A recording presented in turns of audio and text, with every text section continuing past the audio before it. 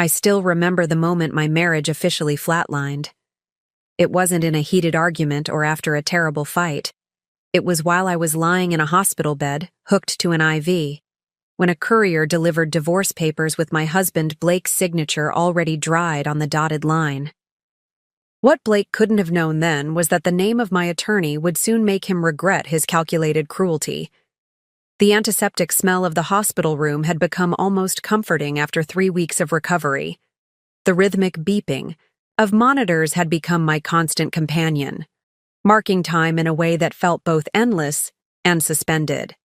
Before we jump back in, tell us where you're tuning in from, and if this story touches you, make sure you're subscribed, because tomorrow I've saved something extra special for you. I'd been admitted for emergency surgery after what doctors initially thought was appendicitis turned out to be a ruptured ovarian cyst with complications. The infection had spread, requiring multiple surgeries and a longer recovery than anyone had anticipated. Blake had visited twice in the first week. Brief, awkward appearances where he stood near the door rather than beside my bed. His attention constantly pulled to his phone. By the second week, the visit stopped entirely. "Work is crazy," his text explained. "The Jensen account is consuming all my time." I'd believed him because I'd always believed him. That Wednesday afternoon, I was finally feeling stronger. The doctors were pleased with my progress, discussing discharge plans for the following week. I'd just finished a call with my colleague Carrie, who had been keeping my consulting business afloat during my absence, when there was a knock at the door. The courier was young, probably a college student making extra money. He looked uncomfortable, shifting his weight from one foot to another as he asked me to confirm my identity. "Delivery for Elodie Winters," he said, extending a thick manila envelope. I remember the weight of it in my hands. How official it felt. How final. I didn't open it immediately. Something in me already knew what it contained, as if my body was preparing for the blow before my mind had processed it. When I finally slid my finger under the seal and pulled out the documents, the words, "Petition for Dissolution of Marriage," seemed to float off the page, hovering in the sterile hospital air like a cruel joke. Blake hadn't even waited for me to recover. Hadn't given me the courtesy of a conversation. Just clinical, legal papers while I was literally at my weakest. The irony wasn't lost on me.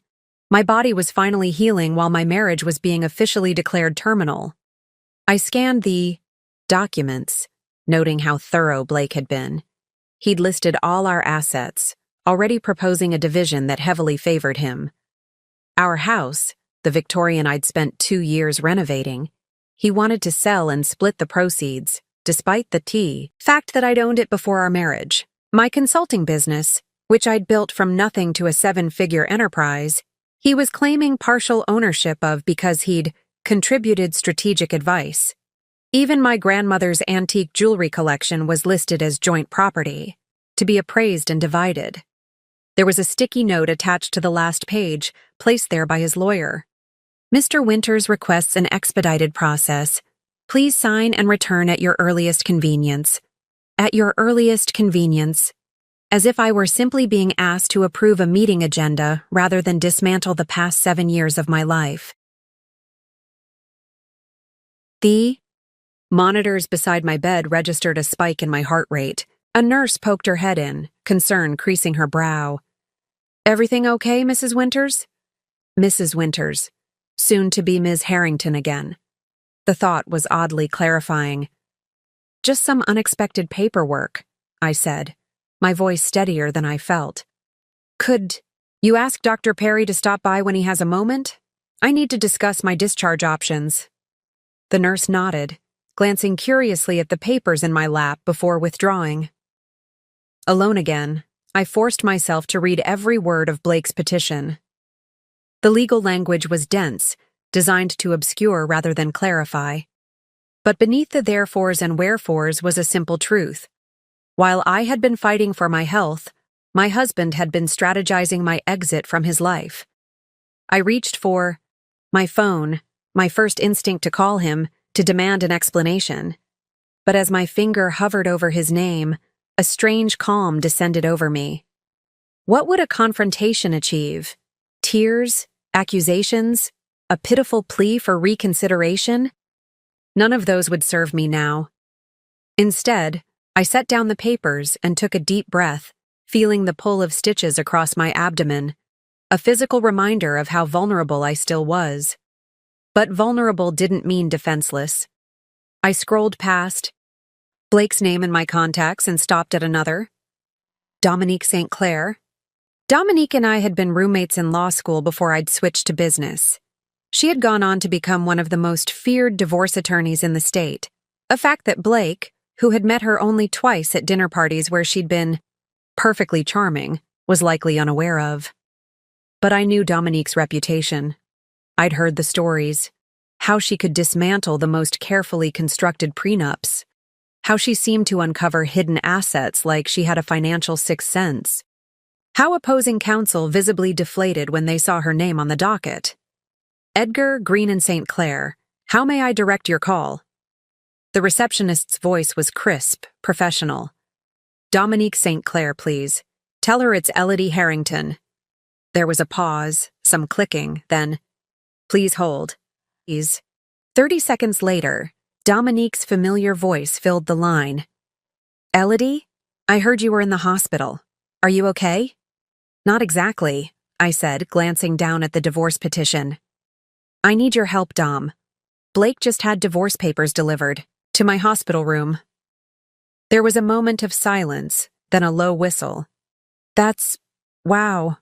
That's cold, even for the cases I usually see. It gets better, I continued, flipping through the documents. He's trying to claim part of my business, the house, even my grandmother's jewelry. Tell me you had a prenup. Dominique's voice had shifted from friend to attorney in an instant. We did, but it was his lawyer who drafted it. Connor Mills. Mills? Now there was a smile in Dominique's voice. Oh, honey, I eat Connor Mills for breakfast. He's all bluster and no substance. Always leaves gaps you could drive a truck through. I felt something then. Not quite hope, but its more sustainable cousin. Determination. I'm still in the hospital, I said. But I should be discharged next week. Can we meet then? No, Dominique replied firmly. We meet now. I'm coming to you. Hospital rooms have terrible acoustics, but excellent witness potential if we need to document the timing of his service while you're still admitted. Don't sign anything. Don't call Blake. Don't do anything until I get there. As I ended the call, I stared again at the divorce papers. The initial shock was fading, replaced by something colder and more focused. Blake had always underestimated me, in business, in our social circle, and now, apparently, in divorce. He thought me weakened, an easy target in my hospital bed. What he didn't know was that he'd just made the first move in a game I had no intention of losing. The hospital?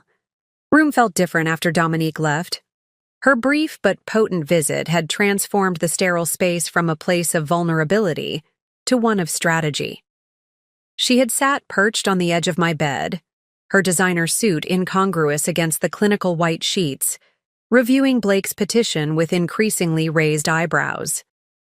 This is ambitious, even for Connor Mills, she'd said, tapping a manicured nail against a particularly audacious claim to my business assets. But ambition isn't the same as legal standing. Now, alone with my thoughts, I felt the full weight of Blake's betrayal settle over me. 7 years of marriage, dissolved in the most callous way possible. I thought about the nights I'd stayed up waiting for him to come home, the business trips that grew increasingly frequent, the way he'd distanced himself even before my health crisis. The signs had been there, but I'd chosen not to read them. The rational part of my brain understood that I should be devastated, that I should be crying or raging or calling my friends for support. Instead, I felt an odd, detached clarity. The monitor beside me showed my heart rate, steady even. The nurse had commented on it earlier, surprised by my composure given what she'd deduced about the delivery. Preparing and narrating this story took us a lot of time, so if you are enjoying it, subscribe to our channel. It means a lot to us. Now back to the story. You must be in shock, she'd said kindly, adjusting my IV. But I wasn't in shock. I was in assessment mode, the same state of mind that had helped me build my consulting firm from nothing to a multi-million-dollar business. When faced with a crisis, I didn't panic. I planned.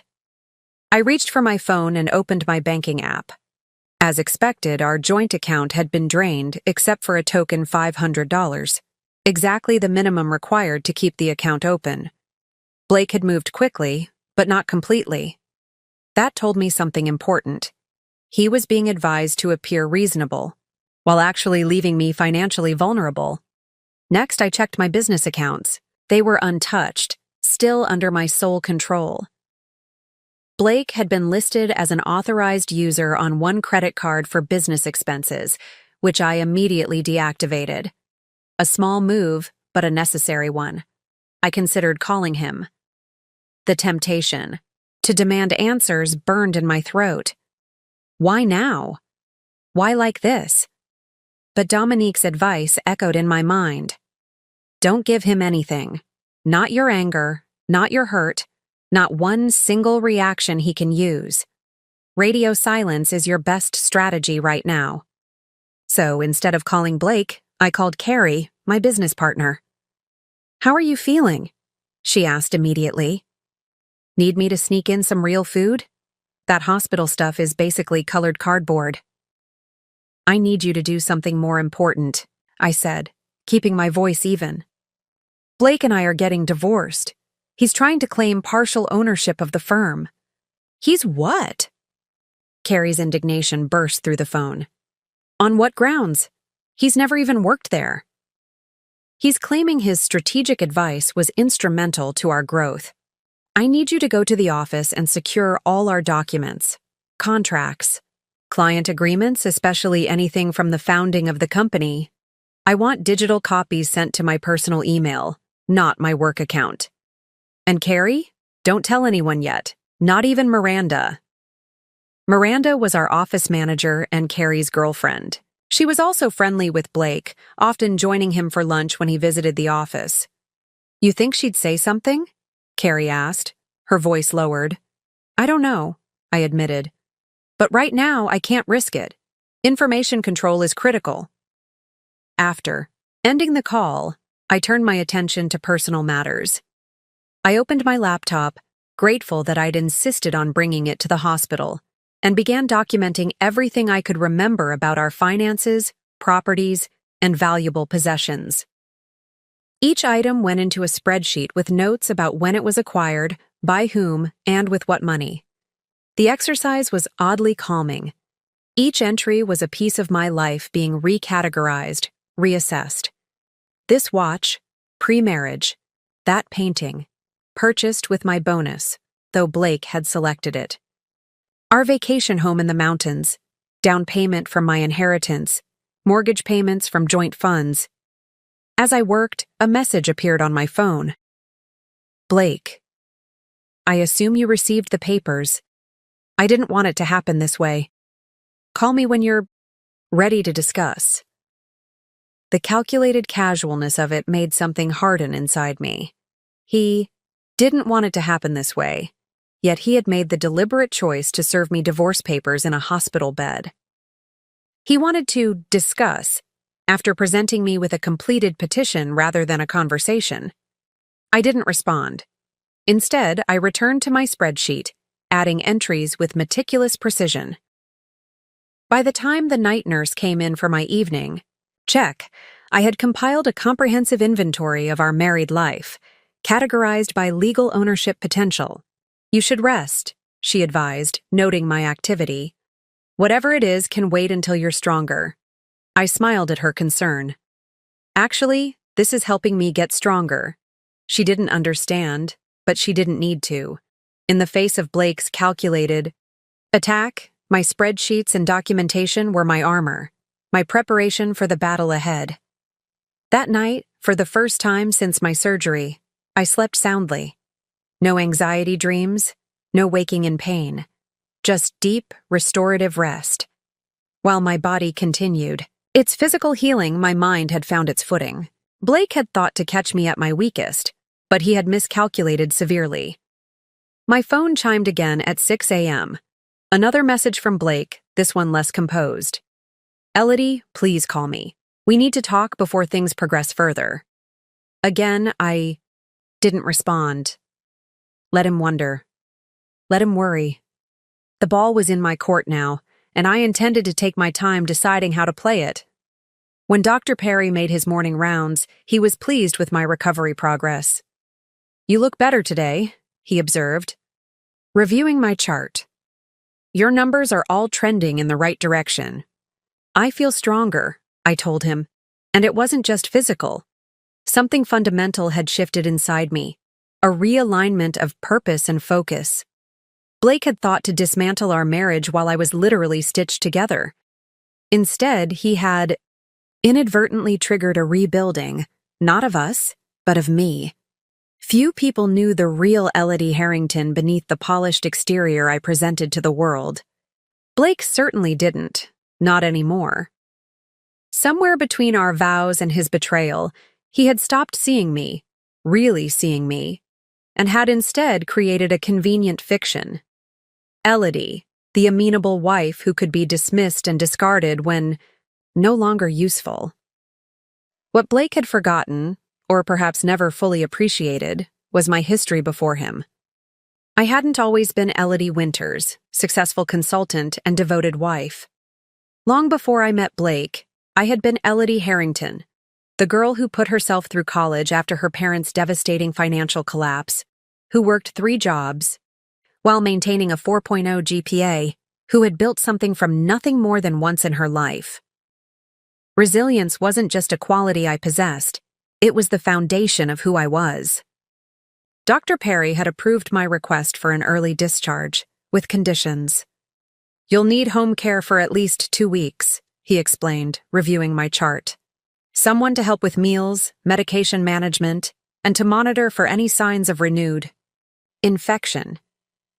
In my previous life, my life with Blake, this wouldn't have been a concern. Now it presented a logistical challenge. I couldn't return to our house. Not only would it mean facing Blake, but it would put me at a strategic disadvantage, making me appear dependent on the very person trying to take everything from me. "I've already arranged for private nursing care," I told Dr. Perry, though I hadn't until that moment. "I'll be staying with a friend." The friend was Lorna, my former assistant who had gone on to start her own event planning business. We had stayed close over the years, despite Blake's thinly veiled disdain for her bohemian lifestyle and outspoken personality. Most importantly, Lorna lived in a garden apartment with a separate entrance and no stairs, perfect for someone recovering from abdominal surgery. When I called to ask, Lorna didn't hesitate. "I'll make up the guest room right now," she said. "And Elodie? Blake is a fool." That simple declaration of loyalty meant more than she knew. My phone had been relatively quiet since my decision not to respond to Blake's messages. Then, on the morning of my discharge, everything changed. 3 messages in quick succession. "Elodie, Connor just received notice that you've retained counsel." "Dominique St. Clair? Seriously? This doesn't have to be contentious. Please call me. This is getting out of hand?" I allowed myself a small smile as I packed my few belongings. Dominique had made her first move, a simple notice of representation, and Blake was already rattled. Good. The hospital discharge process was mercifully efficient. A nurse named Gary helped me into a wheelchair, standard protocol, though I felt steady enough to walk, and rolled me to the entrance where Lorna waited with her vintage Mercedes, the back seat arranged with pillows to make the ride comfortable. "Your chariot awaits, warrior princess," she said with a grin, helping me from the wheelchair into the car. As Gary returned to the hospital, Lorna leaned in close. "There's someone watching from a car across the street. Dark blue BMW. Isn't that Blake's car?" I confirmed, not bothering to look. "He's too much of a coward to approach directly. but too controlling not to monitor my movements. Want me to flip him off? I've been practicing my one-handed driving specifically for moments like this. I laughed. A genuine laugh. My first in weeks. No, but thank you for the offer. Let him watch. Let him wonder. The ride to Lorna's apartment was a revelation of spring in full bloom. After weeks in the hospital, the vibrant colors of flowers and trees heavy with leaves seemed almost surreal in their beauty. I had missed the transition from late winter to mid-spring, another loss to add to the tally. You've got that look? Lorna observed, glancing at me in the rearview mirror. What look? The one you get when you're mentally rearranging puzzle pieces. I've seen it before, right before you restructured your entire business model because you foresaw the market shift. Nobody else did. I hadn't realized my strategic thinking had such a visible tell. I'm just processing, I said. Process away, she replied, turning onto her tree-lined street. Just remember to let yourself feel things too. Strategy is important, but so is acknowledging pain. Lorna's advice was well-intentioned, but acknowledging pain would have to wait. Right now, I needed to stay focused, clear-headed, and 10 steps ahead of Blake and his attorney. The garden apartment was exactly what I needed. Peaceful, private, and far from the modern glass mansion Blake and I had called home for the past 3 years. Lorna had transformed the guest room into a recovery sanctuary, complete with extra pillows, a small refrigerator stocked with healthy snacks, and a vase of fresh peonies, my favorite. The home health nurse will be here at 4, she said, helping me settle onto the comfortable daybed positioned to look out over her lush garden. And Dominique called. She's stopping by tomorrow morning. Said to tell you, and I quote, "It's already working." I nodded, understanding the cryptic message. Blake's panicked texts were evidence of Dominique's assessment. He had expected me to be emotional, disorganized, and willing to accept his terms out of desperation or a desire to avoid conflict. My silence, coupled with retaining one of the city's most formidable divorce attorneys, had disrupted his narrative. As Lorna busied herself arranging my medications and setting up a small workspace, I opened my laptop and checked my email. Carrie had come through magnificently. The secure folder contained scans of all our founding documents, client contracts, and most importantly, clear evidence that Blake's strategic contributions to my business had been minimal and largely ignored. There was also an email from our family attorney, not Connor Mills, but Stan Geller, who had handled our estate planning and other non-contentious matters. The message was brief. Elodie, Blake has asked me to reach out regarding a possible amicable resolution. Please call at your convenience. Stan was a decent man, but he was also Blake's golf buddy. His involvement suggested Blake was getting nervous about the direction things were heading. He was looking for back channels, trying to avoid dealing directly with Dominique. I closed my laptop without responding. Let Blake sweat. Let him wonder if his comfortable world was about to be upended the way he had upended mine. The home health nurse, a no-nonsense woman named Stella, arrived precisely at 4. She checked my incisions, reviewed my medication schedule, and seemed satisfied with my recovery progress. You're healing well physically, she observed as she packed up her supplies. But remember that stress can impede recovery.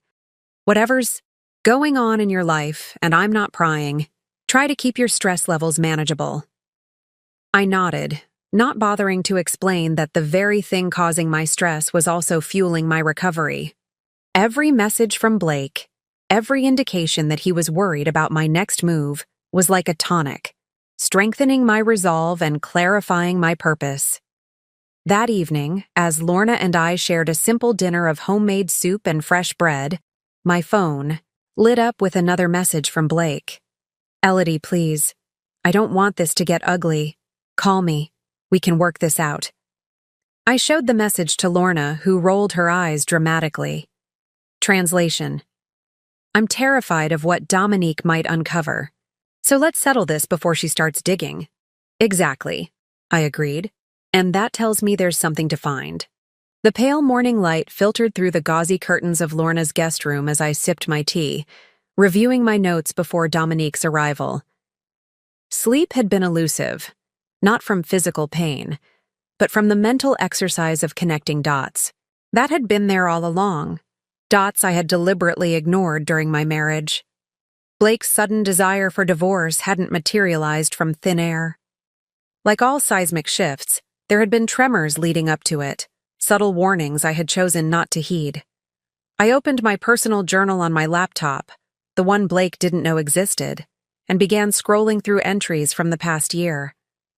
The pattern emerged with painful clarity. January. Blake canceled our anniversary trip, claiming the Shanghai deal couldn't proceed without him. Brought me an expensive bracelet instead. Said we'd reschedule. March. Found a receipt for dinner at Maison Laurent in Blake's jacket, $347 for two. When I mentioned it, he said it was a client dinner with Gary from Apex Solutions. Something felt off about his explanation. May. Blake suggested I put the mountain cabin in his name for tax purposes. Said his financial advisor recommended it need to follow up. July. Blake unusually interested in my business's financial reports this quarter, asking specific questions about valuation methods. Says he's just proud and curious. August. Blake insisting I sell my grandmother's jewelry collection. Claims it's just sitting in a safe deposit box, and the money could be better invested. Felt like he was pushing too hard. October. Blake claimed another last-minute business trip, 3rd this month. Called the office when he didn't answer his cell. Melissa said he wasn't scheduled to be traveling for work. The entries continued, each one a red flag I had rationalized away. The most damning was from just 2 weeks before my hospitalization. Found. Blake in the home office at 2 a.m., closing laptop quickly when I entered. Claimed insomnia, but I glimpsed what looked like property listings in Lake Tahoe. When I asked, he said he was just browsing, thinking about a vacation property as a surprise. For me. I closed the journal, feeling a cold clarity wash over me. Blake hadn't just decided to leave me when I became ill. He had been planning his exit for months, possibly longer. The divorce papers weren't impulsive. They were the culmination of a carefully orchestrated strategy. Even more concerning were the financial implications. His sudden interest in my business valuation, the push to transfer property, the suggestion to sell valuable assets. These weren't random requests. They were calculated moves to position himself advantageously before filing for divorce. The doorbell rang precisely at 9. Lorna showed Dominique in, then tactfully made herself scarce, mentioning errands that suddenly needed immediate attention. Dominique looked as formidable as ever in a charcoal suit that probably cost more than most people's monthly mortgage. She set her briefcase on the coffee table and fixed me with an appraising look. "You look better than I expected," she said, taking a seat across from me. "How's the recovery?" "Progressing," I replied. "Physically and strategically." She smiled at that. "Good, because we have work to do." She opened her briefcase and removed a thick folder. "I've been busy since our hospital meeting. Blake's petition is aggressive but built on shaky legal ground. Connor Mills is taking a standard ask-for-everything approach, hoping you'll be too overwhelmed to fight back effectively." "That tracks with what I've uncovered," I said, sharing my journal observations and the timeline I'd constructed. Dominique's expression darkened as she reviewed my notes. "This is methodical. Blake's been positioning for this divorce for at least a year." She tapped on the entry about the property listings. "Lake Tahoe, you said?" I nodded. "Interesting." Connor included a statement of assets that doesn't mention any property in Tahoe. She made a note in her legal pad. "First discrepancy. There will be others." "What's our next move?" I asked. "We have options. We could go aggressive immediately. File counterclaims, demand full financial discovery, depose Blake about potential hidden assets." She paused, studying me. "Or we could play a longer game. Let Blake think his strategy is working, that you're still disoriented from your medical situation while we quietly build our case. The second option, I said without hesitation. Blake expects me to either fall apart or rage against him. He's not prepared for calculated patience. Dominique nodded approvingly. My thought exactly. Also, I took the liberty of running a deep financial background check on Blake. There are some irregularities in his recent transactions. She placed several bank statements on the table. Large withdrawals over the past 6 months. Wire transfers to an account in Nevada, a state known for its asset protection laws. He's hiding money, I said, the realization solid and cold in my stomach. Almost certainly. And doing it rather clumsily. Honestly, Blake may be a successful businessman, but he's an amateur at financial concealment. Dominique looked almost disappointed at the lack of challenge. We'll need a forensic accountant to trace everything, but I'd estimate he's moved at least $300,000 that should be considered marital assets. The amount should have shocked me. Instead, it was simply confirmation of what I already suspected. Blake had been planning this meticulously, moving chess pieces into position long before making his move. There's something else, Dominique continued.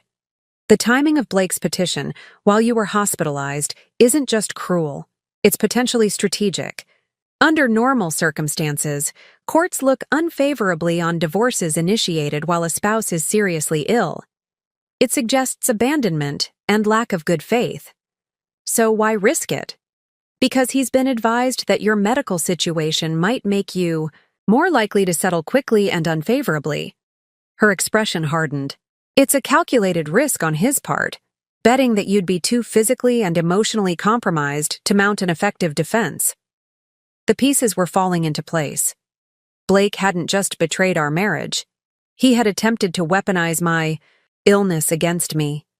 The realization should have hurt. Instead, it hardened my resolve. Blake's always underestimated me, I said quietly. In business, in our marriage, and now in its dissolution. Then let's use that to our advantage. Dominique began outlining our counter-strategy. We would respond to Blake's petition with minimal pushback initially, just enough to protect my interests without revealing our full awareness of his maneuvers.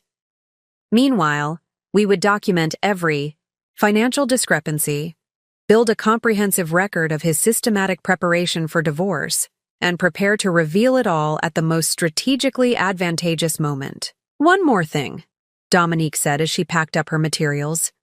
Blake called my office 3 times yesterday. My assistant said he sounded increasingly agitated. What did he want? To discuss settling this matter expeditiously and equitably. She made air quotes around the phrase. Translation, he wants to end this before we dig too deep. And your response? That I was fully committed to an equitable resolution. Her smile was razor-sharp. Once we had completed a thorough review of all marital assets, including any that may have been inadvertently omitted from his initial disclosures. As Dominique left, promising to return in 2 days with additional documentation, I felt a strange sense of peace settling over me. The pattern of Blake's betrayal was now fully visible, like a constellation finally recognized among random stars. Knowledge was power. And for the first time since receiving those divorce papers in my hospital bed, I felt truly powerful. That evening, as Lorna prepared dinner, I sat in the garden with my laptop open and a legal pad beside me. The golden hour sunlight cast long shadows across the flagstone patio, creating a peaceful backdrop that contrasted sharply with my methodical planning. You've got that look again, Lorna observed, bringing out 2 glasses of iced tea. The Elodie, Harrington battle plan face. Is it that obvious? I asked, accepting the drink gratefully, only to someone who's known you since you were living on ramen and determination. She glanced at my notes. What's the strategy? I considered how much to share. Lorna was trustworthy, but the fewer people who knew the details of my approach, the better. Blake had friends everywhere, Connections built over years of networking and strategic socializing. I'm mapping out potential scenarios, I said finally. Blake's moves, my counter moves, the optimal sequence of actions. Lorna settled into the chair beside me. You know, most people going through divorce are barely functioning. They're angry or devastated or both.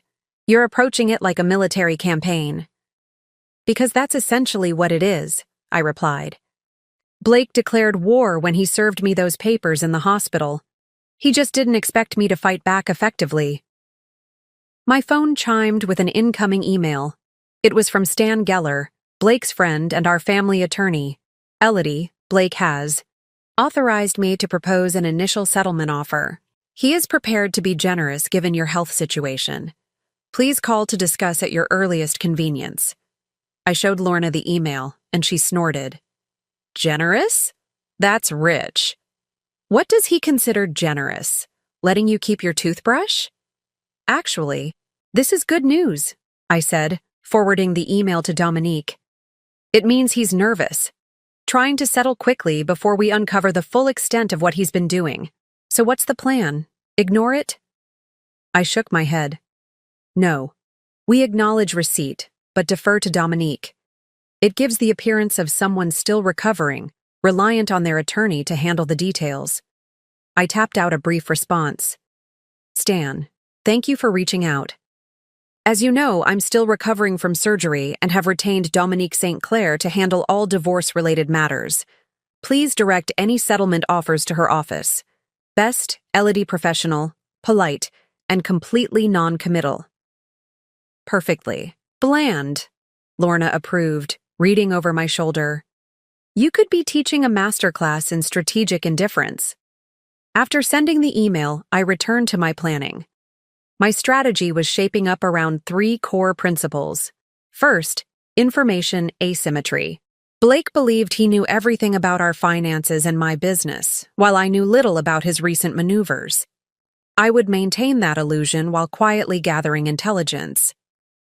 Second, patience. Blake was already showing signs of anxiety, making multiple calls to Dominique's office and now sending settlement offers through Stan. His impatience would lead to mistakes. Third, leverage. I needed something beyond financial discrepancies, something that would make Blake eager to settle on my terms rather than risk public exposure. Lorna, I said slowly, how well do you know Miranda from my office? Lorna looked surprised by the change of subject. Carrie's girlfriend? Well enough, I suppose. We've done a few happy hours together. Why? Has she ever mentioned Blake's visits to the office, particularly when I was traveling for clients? Lorna's expression shifted from confusion to realization. You think he was up to something during those visits? I think it's worth exploring, I said carefully. Blake always insisted on having access to my office, claiming he might need to retrieve documents from my desk or use the conference room for his own meetings when I was away. And you think he was doing something else? I don't know, I admitted. But it's a loose thread worth pulling. Lorna considered this. I could ask her to meet for drinks, not obviously fishing for information, just catching up. That would be helpful, I agreed. Just be subtle. The next morning, I woke to 3 missed calls from Blake and a text message. I know you're staying with Lorna. We need to talk, Elodie. This situation is spiraling, and it doesn't need to be this way. I'm willing to be fair. I showed the message to Dominique when she arrived for our scheduled meeting. How did he know you're here? She asked, frowning. He followed me from the hospital, I explained. Lorna spotted his car. That's concerning, Dominique said.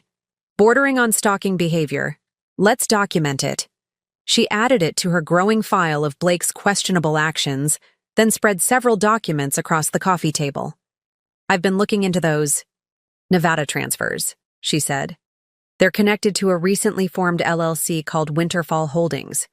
Not exactly subtle, combining your last name with a reference to downfall. That sounds like Blake, I said. He always thought he was cleverer than he actually was. The good news is, it's traceable. The bad news is, there's more. She handed me a document showing a mortgage application. Blake applied for financing on a Lake Tahoe property 3 weeks ago, listed himself as separated, and only included his personal income, not marital assets. I studied the document, noting the address of the property, a lakefront home valued at $2.1 million. He's been planning this for months, I said, the evidence now undeniable.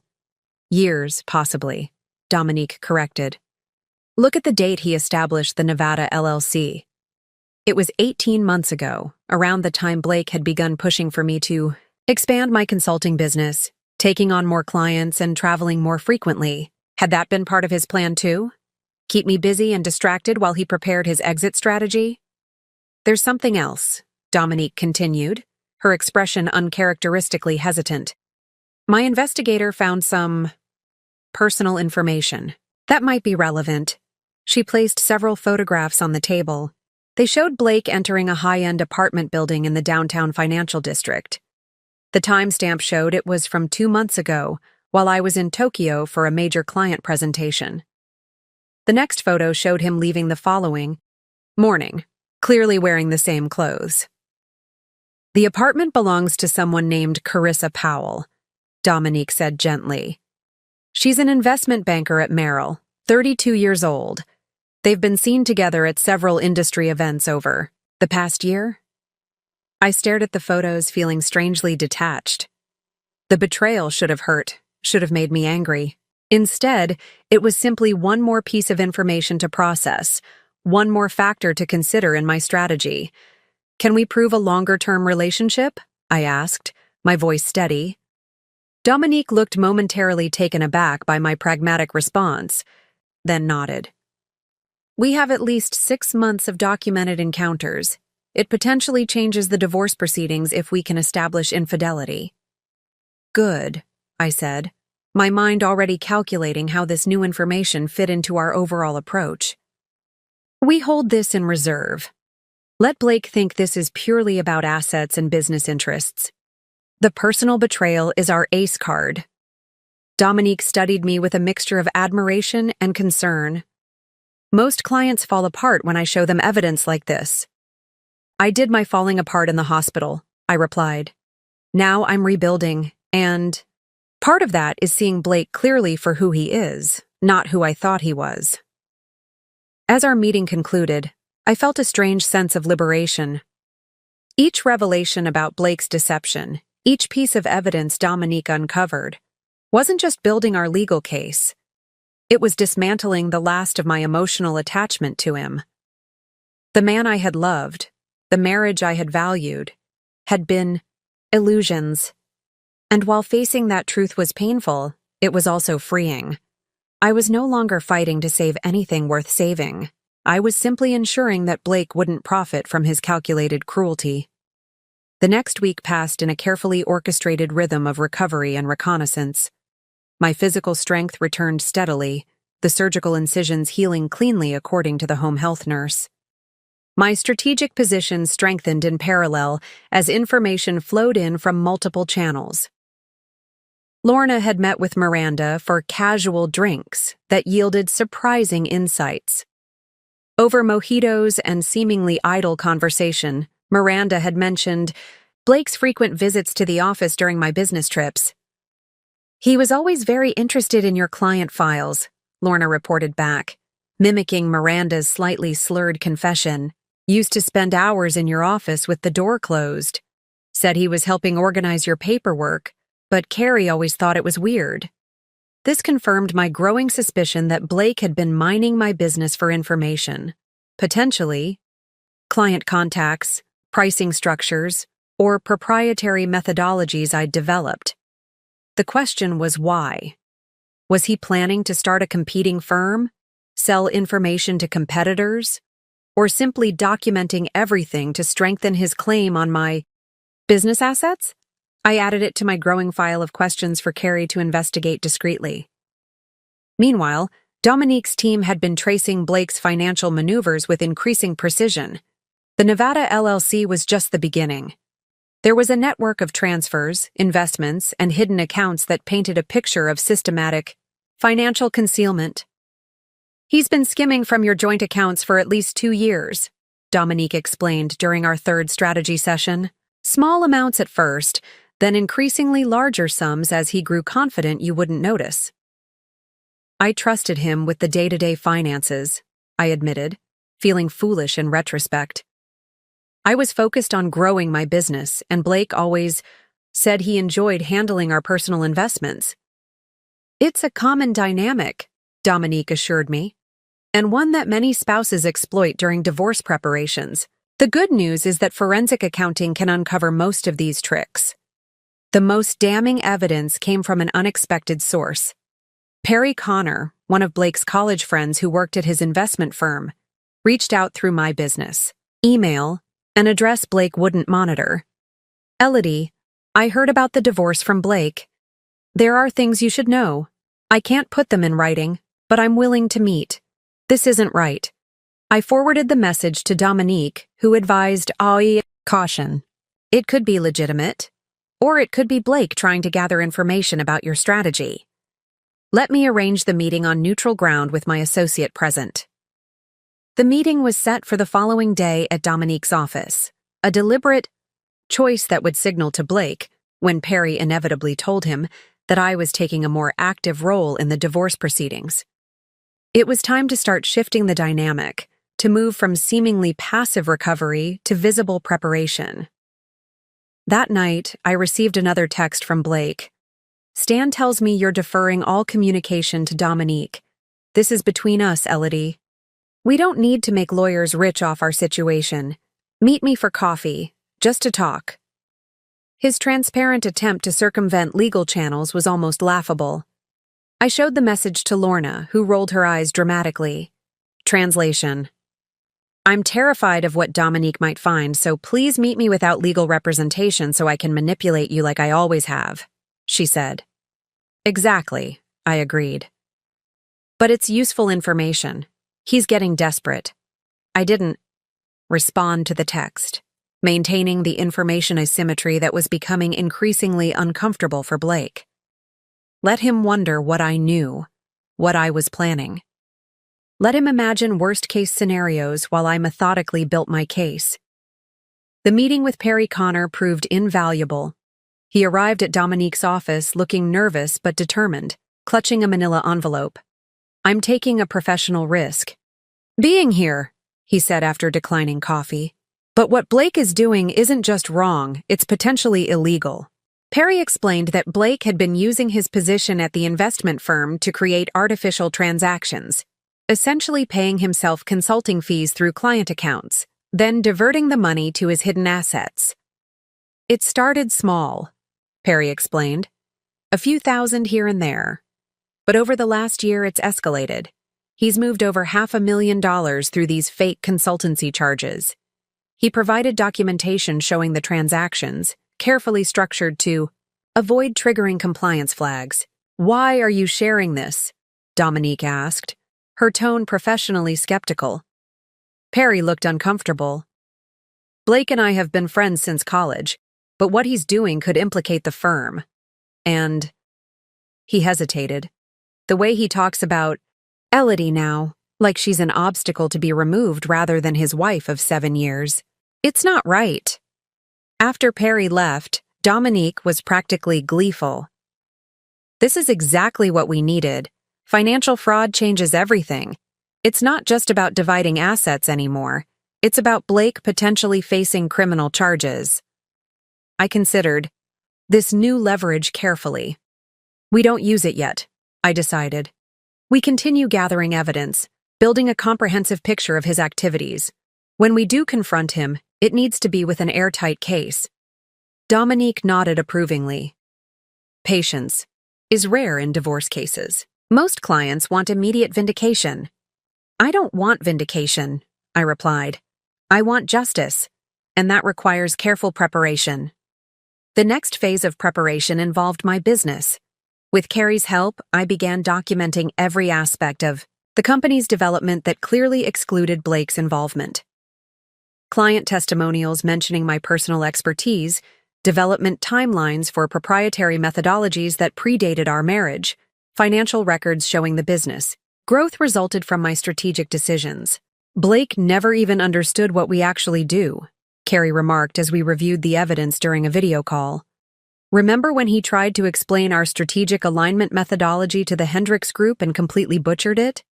They were so confused. I did remember. Blake had insisted on attending that meeting, claiming his business acumen would help close the deal. Instead, he'd misrepresented our approach so badly that I'd spent weeks rebuilding the client's confidence.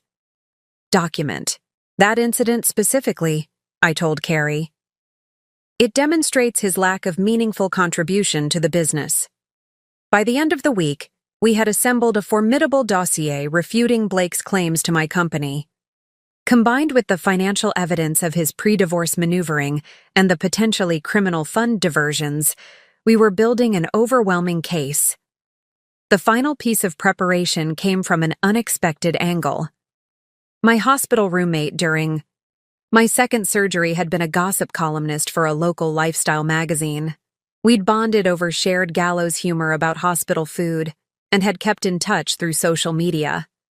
She messaged me privately, "Elodie, not sure if this matters, but I saw your husband at the Langham Hotel charity gala last weekend with a woman who was definitely not you. They seemed familiar. I have pictures if you need them." The timing of the gala was significant.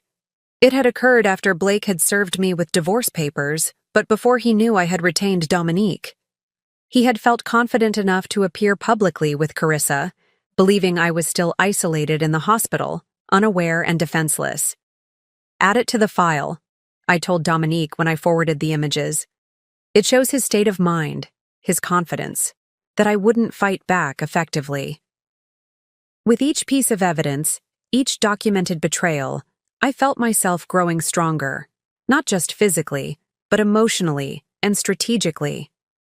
Blake had initiated this battle believing I was at my weakest point. He had no idea that he had actually awakened something in me that had been dormant throughout our marriage. The fighter who had put herself through college, who had built a business from nothing, who had survived far worse than a husband's betrayal. The second week of my recovery ended. I was ready to move from preparation to controlled action. It was time to let Blake know, in subtle but unmistakable ways, that his carefully constructed plan was about to unravel. 3 weeks after receiving divorce papers in my hospital bed, I returned to work. The decision was carefully calculated, earlier, than my doctor recommended, but precisely timed for maximum strategic impact. The office was on the 15th floor of a gleaming downtown high-rise, the entire space designed to my specifications when the business had expanded 2 years ago. Floor-to-ceiling windows, modern furnishings in cool blues and grays, and an atmosphere of quiet confidence that reflected the company's ethos. It felt good to be back, to reclaim this space that was unquestionably mine. Carrie met me at the elevator, her expression a mixture of concern and relief. "Are you sure you're ready for this? No one expects you back so soon." "I'm sure," I said, striding past the reception area where Miranda watched with barely concealed curiosity. "Is the team assembled for the morning briefing?" "Yes, but Elodie." Carrie lowered her voice. "Blake called yesterday, said he needed to drop by to collect some personal items from your office. I told him you were returning today and he seemed surprised." I smiled. "Perfect." The morning briefing proceeded normally. Project updates, client concerns, strategic priorities for the quarter. I presented a calm, composed front, making no mention of my health challenges or personal situation. The message was clear. Elodie, Harrington was firmly in control. As the meeting concluded, I addressed the elephant in the room with clinical precision. As some of you may have heard, my husband Blake and I are divorcing. This will not affect our operations or client relationships. I appreciate your discretion regarding this personal matter. No emotional details, no bid for sympathy. Just a straightforward acknowledgement that closed the door on office speculation, while sending an unmistakable message to Blake when word inevitably reached him. I was not hiding, not retreating, and certainly not broken. After the meeting, I retreated to my office and closed the door, allowing myself a moment to breathe through the dull pain in my abdomen. The doctors had warned against returning to work so soon, but some battles required personal sacrifice. Appearances mattered, and the appearance of strength was crucial to my strategy. My office remained exactly as I'd left it before my hospitalization. Desk meticulously organized, filing cabinets locked, computer secured. If Blake had indeed been searching through my files during my absence, he'd been careful to leave no trace. But Carrie had taken precautions, changing all digital passwords and installing a discreet security camera after I'd confided my suspicions. At precisely 11:30, my assistant knocked gently. "Ms. Harrington, you have a call on line 1. It's Mr. Winters, right on schedule." Blake had undoubtedly heard about my return and couldn't resist making contact. I waited 3 rings before picking up, a small but deliberate demonstration that he wasn't my priority. "This is Elodie." My voice was professional, neither warm nor hostile. "You're back at work." Blake's tone conveyed surprise tinged with something else, anxiety perhaps. "Your doctors can't possibly have cleared you so soon. My medical decisions are no longer your concern, Blake." I kept my voice even, matter of fact. "What can I help you with?"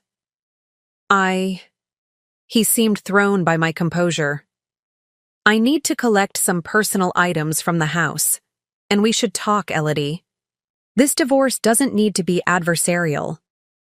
"Any items you need from the house can be arranged through our attorneys," I replied. "As for talking, I believe your initial approach, serving papers to my hospital bed, established the tone of these proceedings. I regret the timing," he said, an uncharacteristic hesitation in his voice. "Things got out of hand. But Elodie, you need to know that Dominique St. Clair has a reputation for scorched earth tactics. She's not known for amicable resolutions. How fortunate, then, that I'm not seeking an amicable resolution." I allowed a hint of steel to enter my voice. "I'm seeking an equitable one." Blake's sharp intake of breath was audible. "What exactly does that mean?" "It means that my attorney will be in touch regarding our next steps. Good day, Blake." I hung up before he could respond, then immediately emailed Dominique. "Blake called as predicted, expressed concerns about your reputation, and attempted to arrange a meeting outside legal channels. Seemed unsettled by my return to work. Proceeding to next phase." The next phase was a series of subtle but significant moves designed to increase Blake's anxiety level while maintaining my appearance of calm normalcy. First, I scheduled a very public lunch with Claire Donovan, the managing partner at Blake's firm. She and I had served on a nonprofit board together years ago, and while not close friends, we maintained a cordial professional relationship. Blake would inevitably learn of the meeting and wonder what we had discussed, whether his professional standing might be compromised by his personal actions. Next, I instructed Carrie to reach out to our most significant clients, scheduling check-in, calls that I would personally handle. This served dual purposes, reassuring clients about the company's stability despite my recent absence, and demonstrating to Blake that his assumptions about my diminished capacity were unfounded. Finally, I returned to the house, our house, for the first time since my hospitalization. The decision was both practical and psychological. I needed to retrieve more clothes and personal items, but more importantly, I needed to reclaim the space Blake thought he had successfully driven me from. Lorna drove me there in the early evening, insisting on accompanying me inside despite my assurances that I could manage alone. "I don't trust that man," she said firmly as we pulled into the circular driveway. "And neither should you." The house stood silent and imposing in the fading light, a modernist structure of glass and steel that had never felt particularly warm, even in the best days of our marriage. I used my key, not yet changed apparently, and stepped into the soaring entry hall. Evidence of Blake's continued residence was everywhere.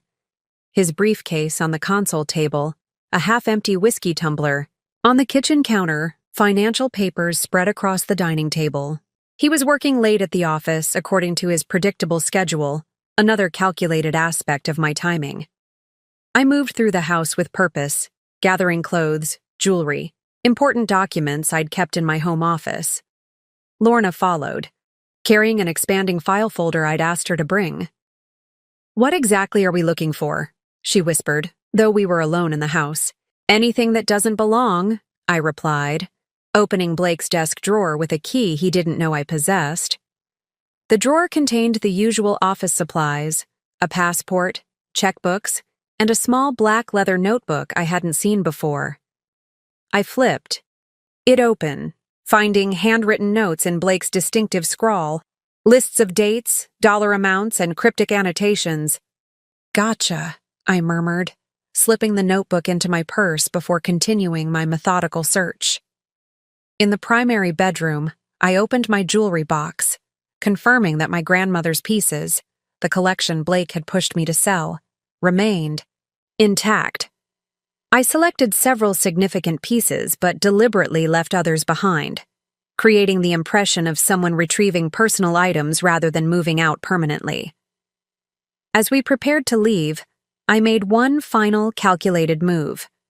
I rearranged several items on Blake's nightstand, moving his watch, turning his book to a different page, repositioning the lamp.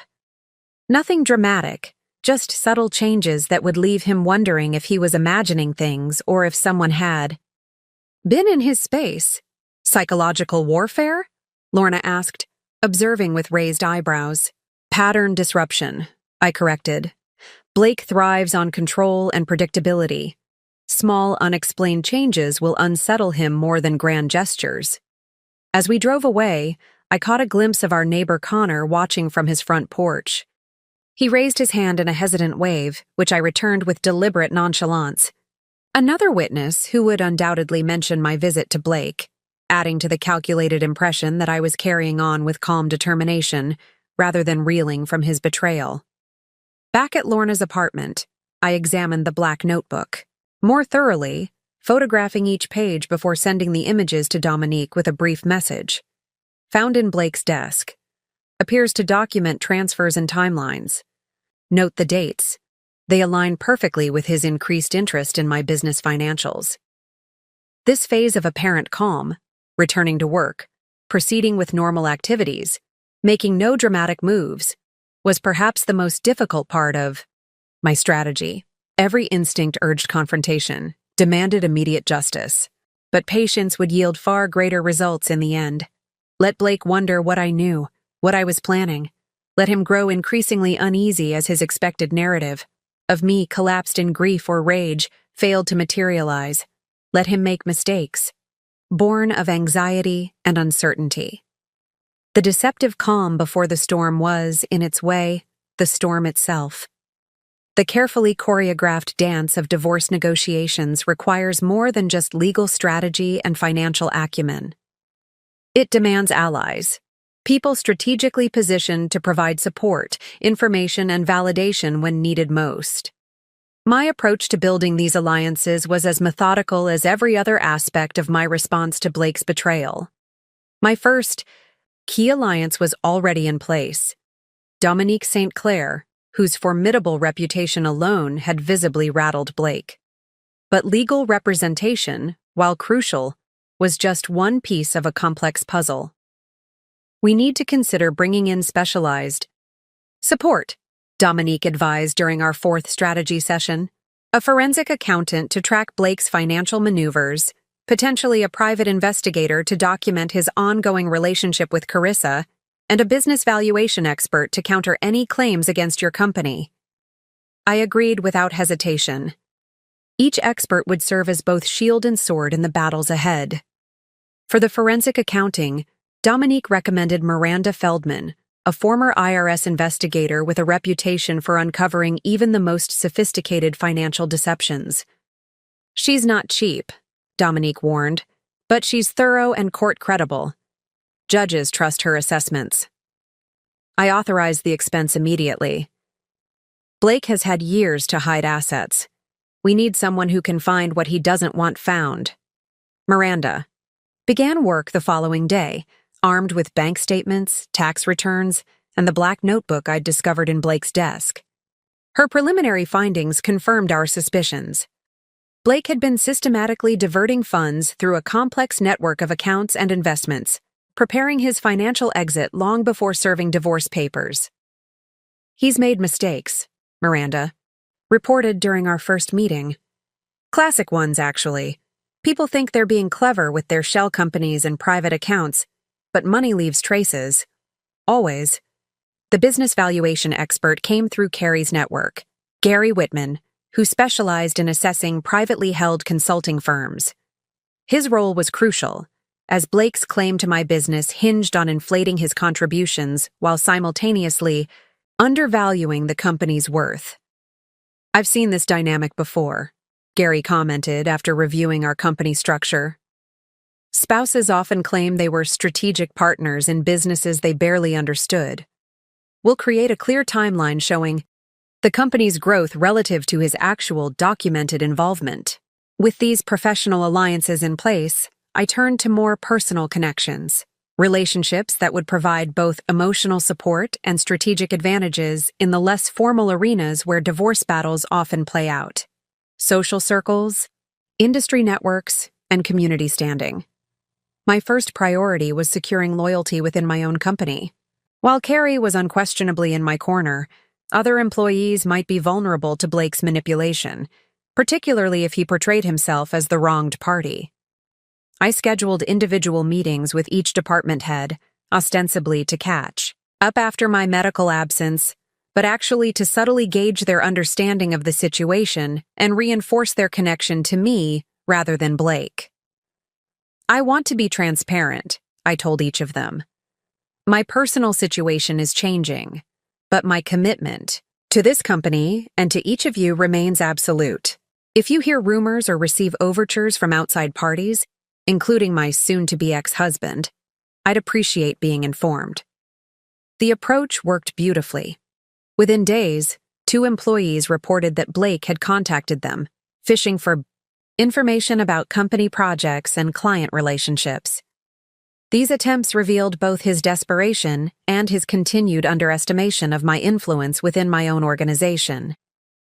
Beyond the company, I focused on key social relationships that Blake might attempt to leverage.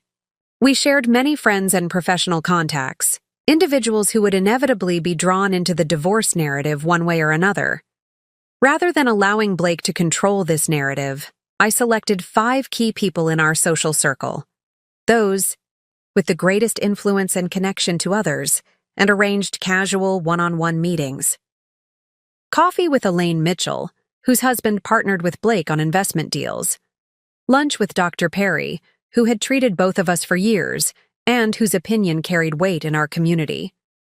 A gallery opening with Jordan and Steph Freeman, whose annual charity gala was a center of our social calendar. In each interaction, I was careful not to appear vindictive or emotionally fragile. I offered no salacious details, no character assassinations. Instead, I presented simple facts with dignified restraint. "Blake and I are divorcing," I would say when the subject inevitably arose.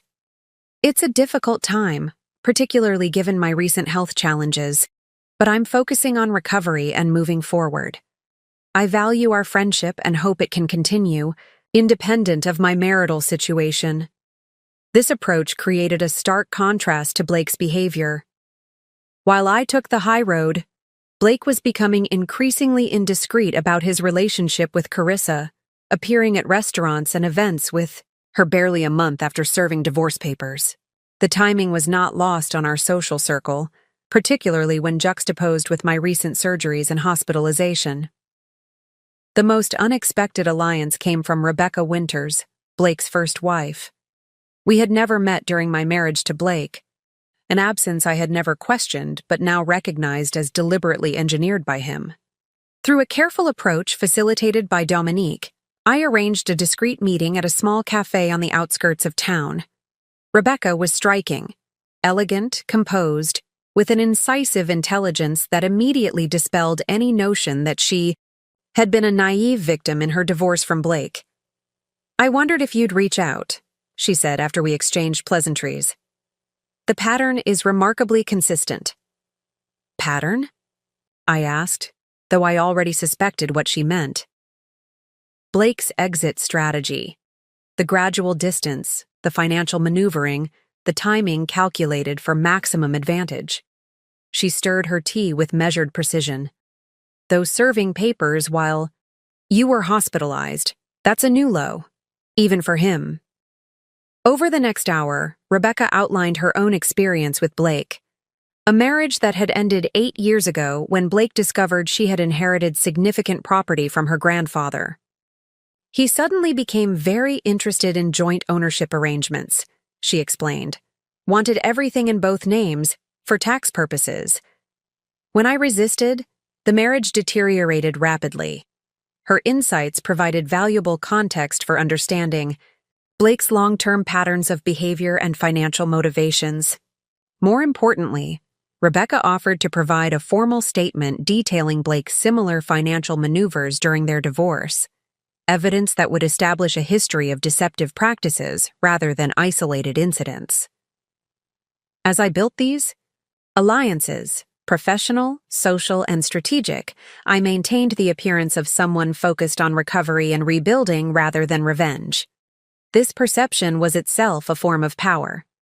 While Blake grew increasingly erratic, making impulsive moves to counter what he imagined I might be planning, I moved with steady purpose, each alliance strengthening my position for the confrontation to come.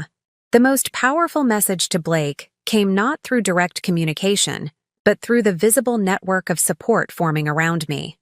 When he saw me having lunch with his firm's managing partner, when mutual friends subtly distanced themselves from him, when his first wife emerged from the shadows of his past, each instance chipped away at his confidence, his certainty that he had the upper hand. A divorce is never just a legal proceeding. It's a realignment of relationships, a redrawing of social maps. By methodically building alliances across multiple spheres, I wasn't just preparing for legal battle. I was reclaiming narrative control and establishing the foundation for my post-Blake life. The alliance-building phase culminated in a moment I hadn't planned but couldn't have orchestrated better if I had. At an industry award dinner I attended with Carrie, I encountered Blake and Carissa. Rather than avoiding the awkward situation, I approached their table with composed confidence, extended my hand to a visibly uncomfortable Carissa, and said, simply, "I don't believe we've been formally introduced. I'm Elodie Harrington." The whispers that rippled through the room, the stunned expression on Blake's face, the way Carissa's smile froze in place, all confirmed that the alliances I had built were shifting the power dynamics dramatically.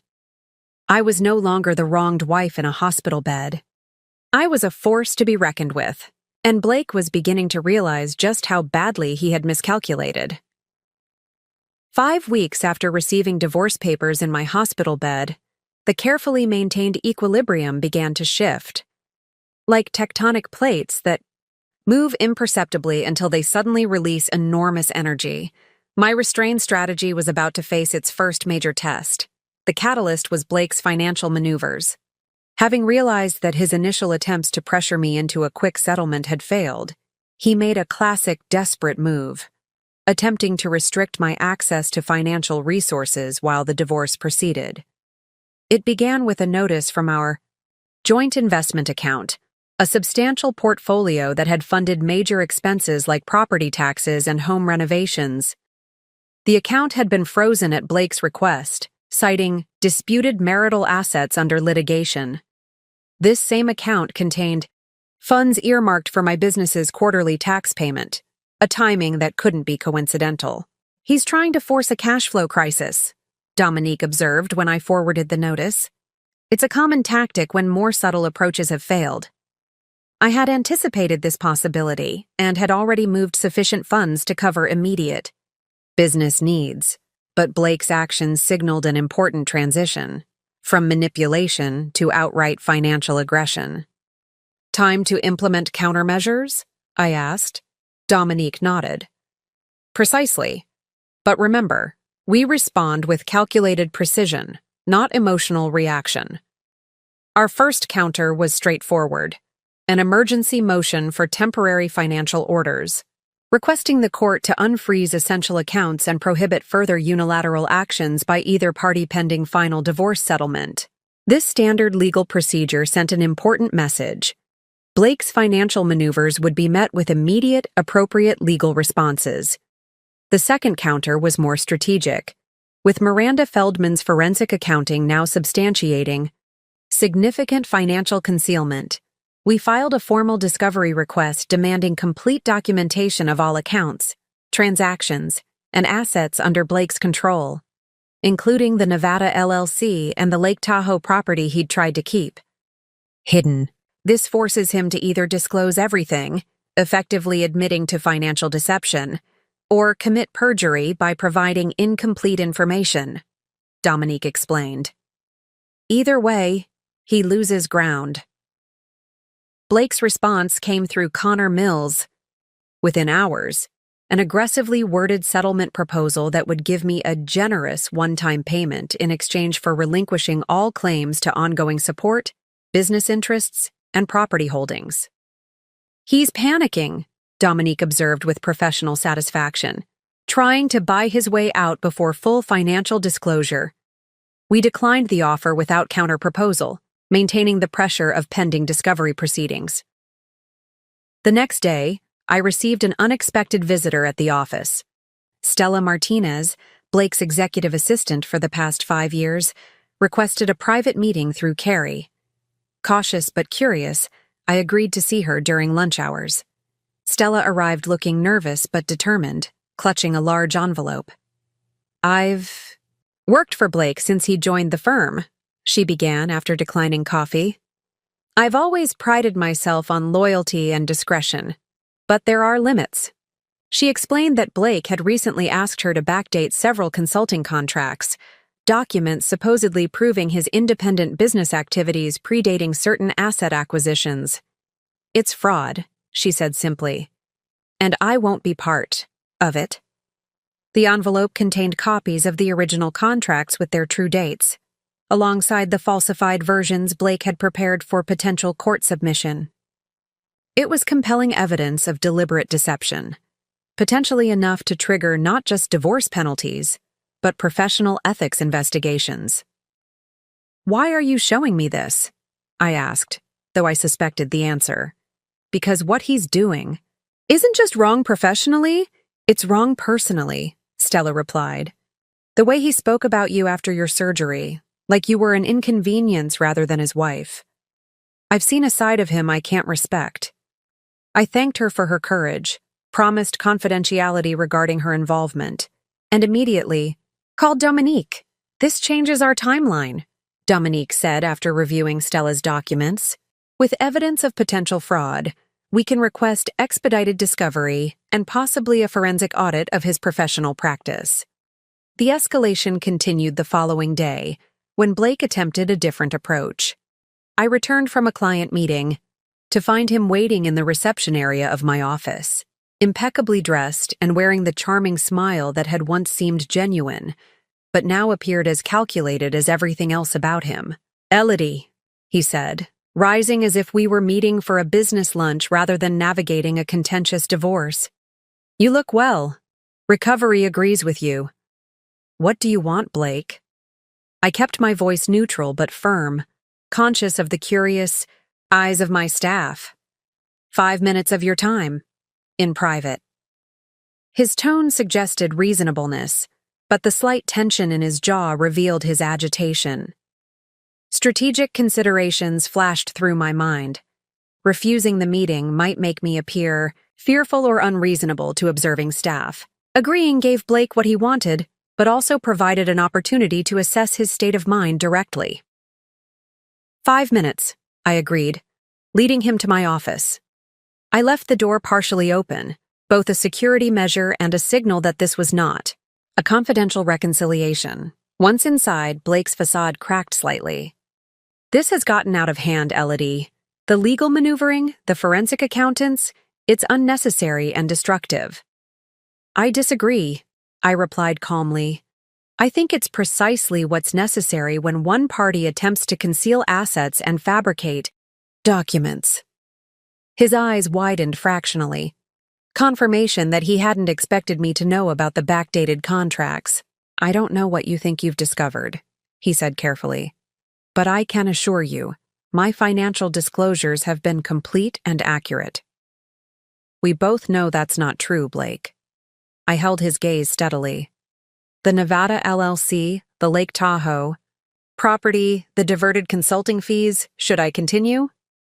The color drained from his face, replaced by a flush of anger. You've been investigating me? Just as you've been investigating me for years, apparently. The difference is, my methods are legal. He leaned forward, lowering his voice. Be reasonable, Elodie. Dragging this through the courts benefits no one but the lawyers. I'm prepared to be generous if we can settle this quickly and quietly. Define generous, I replied, professionally curious. The condo downtown. $1 million in cash. Clean break. No ongoing entanglements. The offer was insultingly inadequate, given our marital assets, but more revealing was what it omitted. Any mention of his claims to my business. This confirmed my suspicion that those claims had been leverage rather than genuine financial objectives. Your 5 minutes are up, I said, rising from my chair. Any further settlement discussions should go through Dominique. As he left, Blake turned at the door. You've changed, Elodie. No, I corrected him. I've simply stopped accepting your version of reality. This confrontation, while brief, marked a significant escalation. Blake had abandoned legal channels to approach me directly, a sign of increasing desperation. Moreover, his settlement offer revealed both financial pressure and strategic retreat from certain claims. That evening, the escalation took an even more dramatic turn. Blake appeared unannounced at Lorna's apartment, demanding to speak with me. Lorna, furious at his presumption, called me while physically blocking her doorway.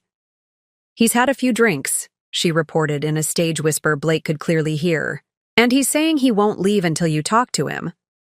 After consulting quickly with Dominique, I agreed to speak with Blake, but only by phone, with Lorna recording the conversation with her phone's voice memo function. You've turned everyone against me, Blake began without preamble, his words slightly slurred. Claire won't even discuss my partnership track anymore. Rebecca is suddenly giving statements to your lawyer. What did you tell them? The truth, I replied simply, which is apparently something you find threatening. I built you, Elodie, he said, his tone darkening. Your business, your social standing, none of it would exist without me. You were nothing when we met. There it was, the ugly truth beneath. The charming exterior. Not anger at losing me, but fury at losing control over me. Thank you for clarifying your perspective, I said, my voice steady despite the chill his words sent through me.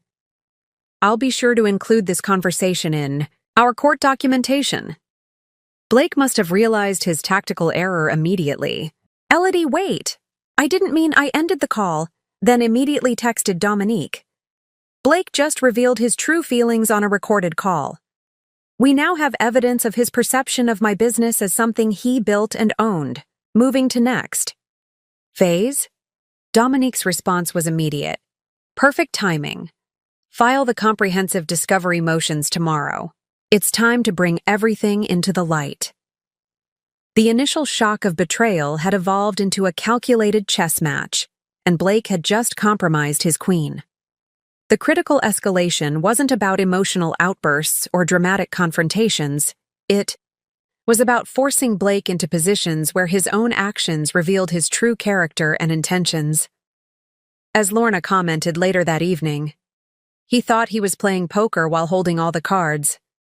He didn't realize you were playing chess and thinking 5 moves ahead. In any strategic conflict, there comes a moment when opportunity and preparation intersect, a perfect alignment that cannot be manufactured but must be recognized and seized. For me, that moment arrived unexpectedly on a rainy Tuesday morning, 6 weeks after Blake had served me divorce papers in my hospital bed. I was reviewing quarterly projections with Carrie when Miranda, my office manager, appeared at the door, with an unusual expression, a mixture of confusion and barely suppressed excitement. "Ms. Harrington, there's someone here to see you. She says it's urgent and personal." Miranda lowered her voice. "She says her name is Carissa Powell." The name hung in the air between us, its significance unmistakable. Carissa Powell, the investment banker Blake had been seeing, the woman in the surveillance photos, the presumed catalyst for Blake's decision to end our marriage. "Did she have an appointment?" I asked, my voice calm despite the surge of adrenaline. "No, ma'am. She just arrived and insisted on seeing you immediately." I exchanged a glance with Carrie, whose eyebrows had practically disappeared into her hairline. "Show her in," I decided. "And Carrie, would you mind staying?" Having a witness to this unexpected encounter seemed prudent, particularly given the legal proceedings in motion. Whatever Carissa's purpose in coming here, documentation would be valuable. Carissa Powell was younger than me by perhaps 5 years, expensively dressed in a tailored charcoal suit that spoke of significant financial success. She carried herself with the confidence of someone accustomed to commanding rooms, but as she entered my office, I noted the slight uncertainty in her eyes, a hairline crack in an otherwise impeccable facade. "Ms. Harrington," she began, extending her hand. "Thank you for seeing me without an appointment. I'm Carissa Powell." "I know who you are," I replied, accepting her handshake briefly. "What can I do for you, Ms. Powell?" She glanced at Carrie, clearly expecting a private conversation. "Carrie is my business partner," I explained, not offering to exclude her. "Anything you need to discuss can be said in front of her." Carissa hesitated, then squared her shoulders. "Very well. I'm here because there are things you should know about Blake, about your husband, that might be relevant to your situation." "You mean my divorce?" I kept my voice neutral, giving nothing away. "Yes." She placed her designer handbag on the chair beside her and removed a manila envelope. "I was under certain impressions about your marriage and Blake's financial situation that I've recently discovered were incomplete." The careful language of someone navigating potentially dangerous waters. "Interesting. What exactly are you here to tell me, Ms. Powell?" I asked directly. Carissa's professional composure faltered slightly. "Blake told me you were divorcing him, that you had fallen in love with someone else during a business trip to Tokyo, that you had already moved out when you became ill." I allowed myself a slight smile. "As you can see, I'm very much alive despite my illness. Did Blake happen to mention that he served me divorce papers while I was recovering from emergency surgery?" Her expression confirmed he had not. "He also claimed," she continued, looking increasingly uncomfortable, "that your business was failing, that he had been propping it up financially for years." At this, Carrie made a sound somewhere between a cough and a laugh. I silenced her with a glance. "And you discovered these claims were false?" I prompted. "Yes, quite dramatically false." Carissa opened the envelope and removed several documents. "I'm an investment banker, Ms. Harrington. Due diligence is literally my job. When Blake proposed certain joint investments, I conducted my standard background research." The documents she placed on my desk included financial statements, property, records, and what appeared to be communications between Blake and his attorney, Connor Mills.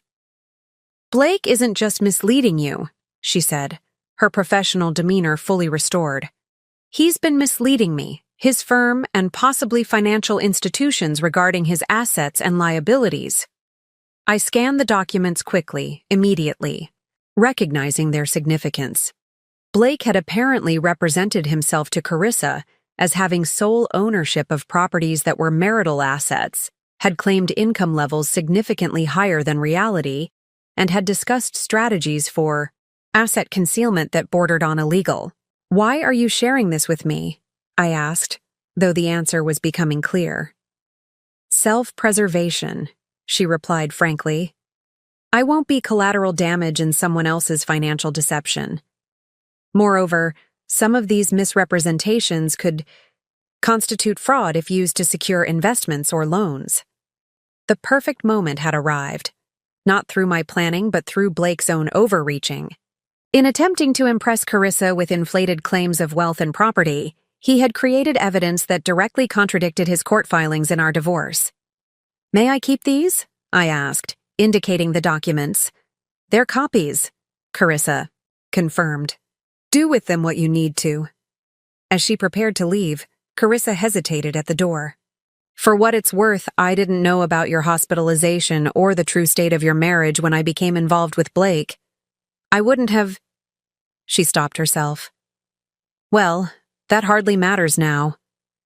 After she departed, Carrie turned to me with wide eyes. "Did that just happen? Did Blake's girlfriend just hand you the smoking gun in your divorce case?" "It appears so," I replied, already reaching for my phone to call Dominique. Blake finally outsmarted himself. Within an hour, Dominique arrived at my office, reviewing Carissa's documents with increasing satisfaction.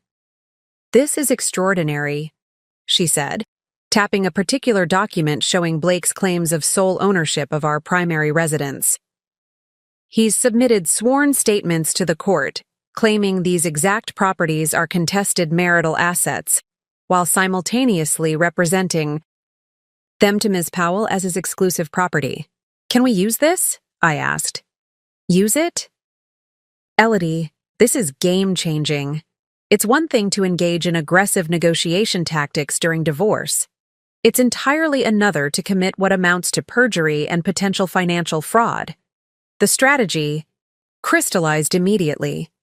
We would request an emergency hearing before the judge overseeing our divorce, presenting evidence of Blake's contradictory financial representations and requesting immediate freezing of all assets pending criminal investigation. "This is the moment to strike decisively," Dominique advised. "No warnings, no opportunities for Blake to create explanations or counter-narratives." The legal machinery moved with surprising speed. By late afternoon, our emergency petition was filed, with a hearing scheduled for 9 a.m. the following morning. Blake would receive formal notification that evening, his first indication that his carefully constructed financial house of cards was collapsing. As predicted, Blake's response was immediate and panicked. A flurry of calls and texts began around 7 p.m., growing increasingly desperate as the evening progressed. 3 p.m. "Elodie, we need to talk immediately. Call me." 7:24 p.m. "This is a misunderstanding. Please call before things escalate unnecessarily." 8:16 p.m. "What did Carissa tell you?" "Whatever it was, it's not the full picture."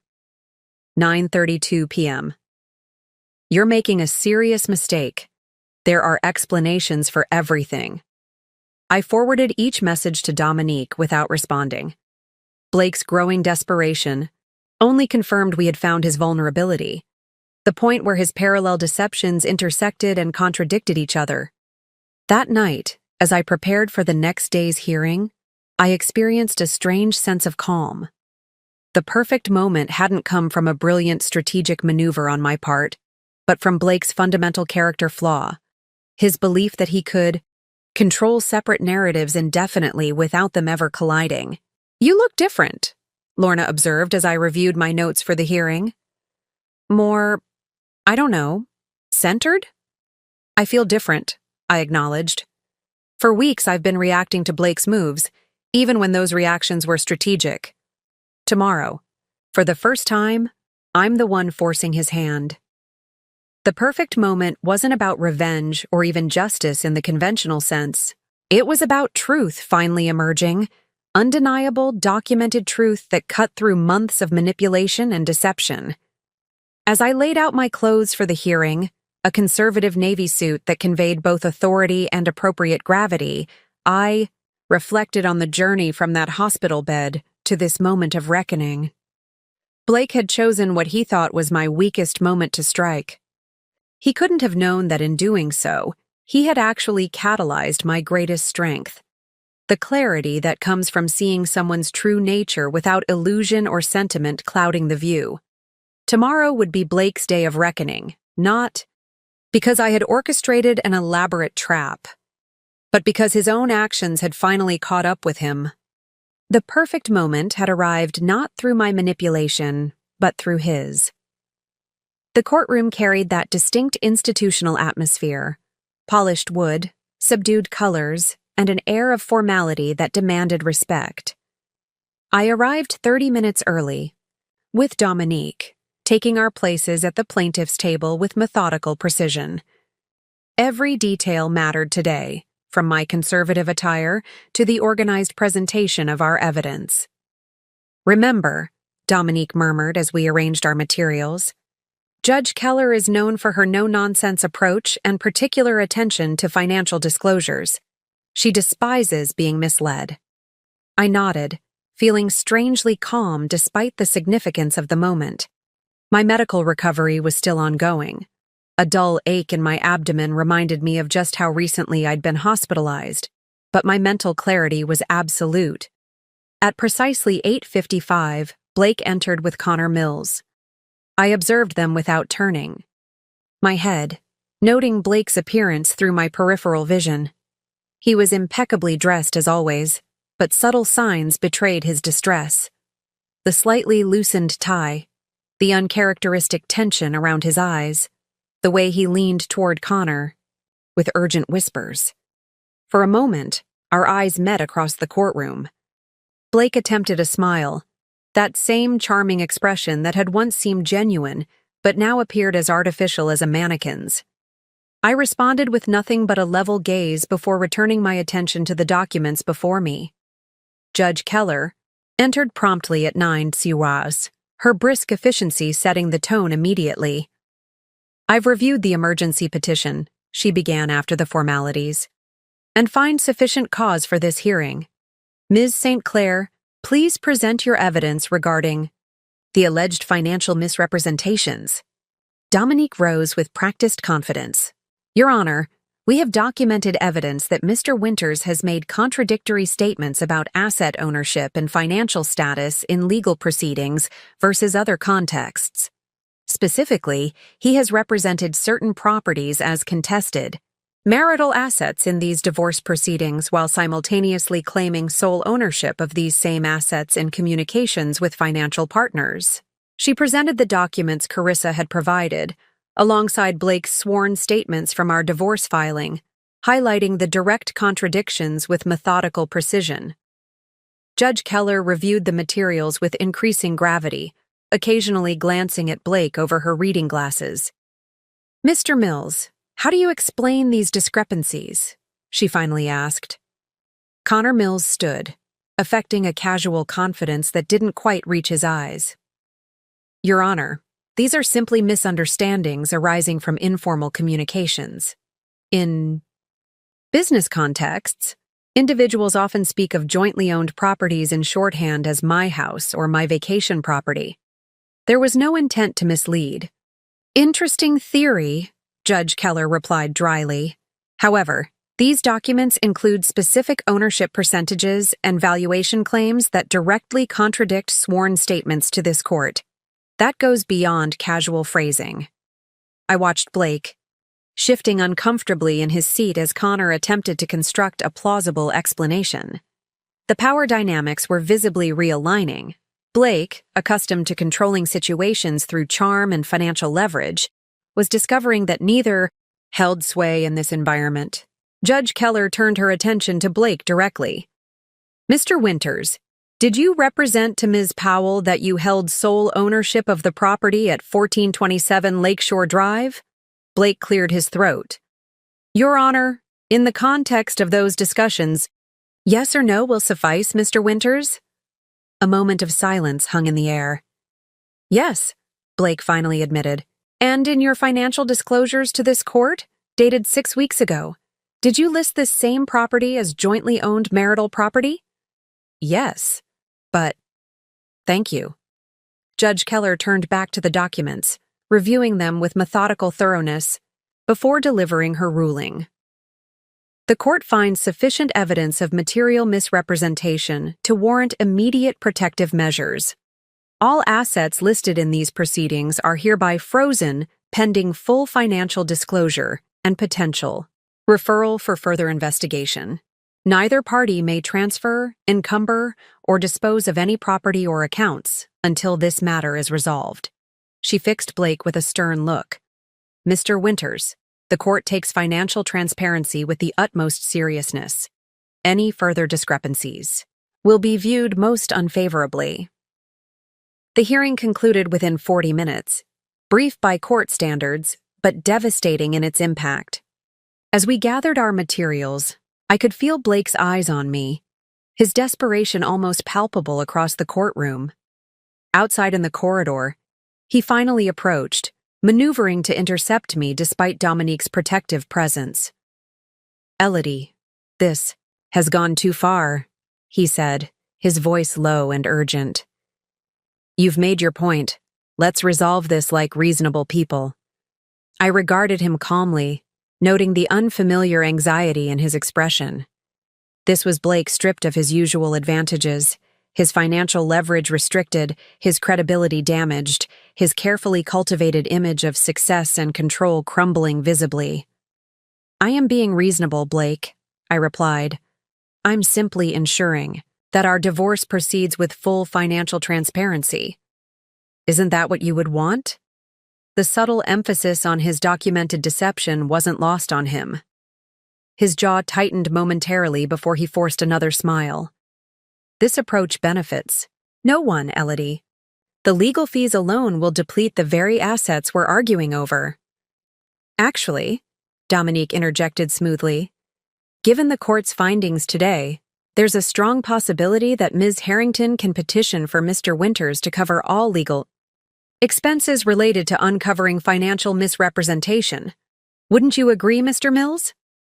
Connor Mills, approaching from behind Blake, didn't bother hiding his grimace. "We should discuss settlement options," he conceded. "We'll review any written proposals," Dominique replied, effectively ending the conversation as she guided me toward the exit. In the car afterward, Dominique allowed herself a rare moment of unprofessional satisfaction. "That," she said with a smile, "was textbook. Judge Keller's asset freeze order is comprehensive. Blake can't access the Tahoe property funds, the Nevada accounts, or even his regular investment portfolio without court approval." "What happens next?" I asked, watching the courthouse recede. In the side mirror, "Next, we wait precisely 72 hours, she replied. Long enough for Blake to feel the full impact of financial restriction, to consult with Connor about his deteriorating legal position, and to recognize that his only viable path forward is a settlement that acknowledges his deception. And if he doesn't, then we proceed to phase 2.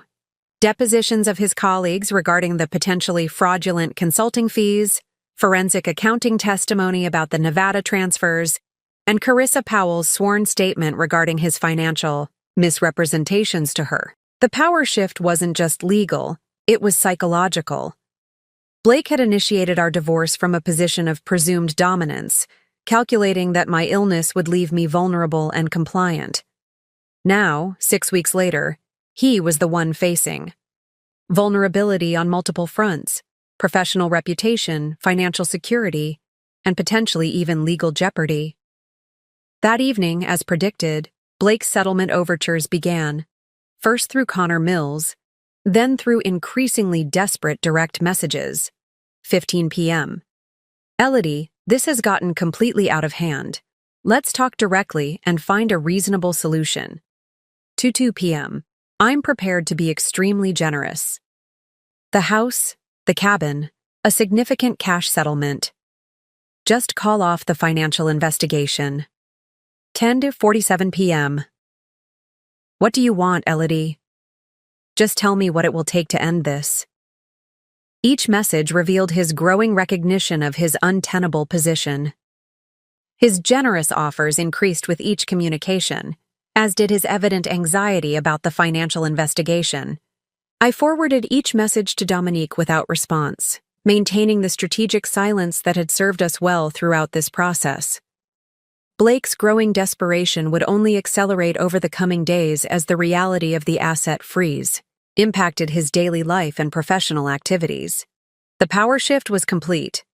From the moment Blake had calculated that my hospital bed was the perfect place to serve divorce papers, he had been operating under a fundamental misconception: that physical vulnerability equated to strategic vulnerability, that my medical recovery would prevent effective response to his legal and financial maneuvers.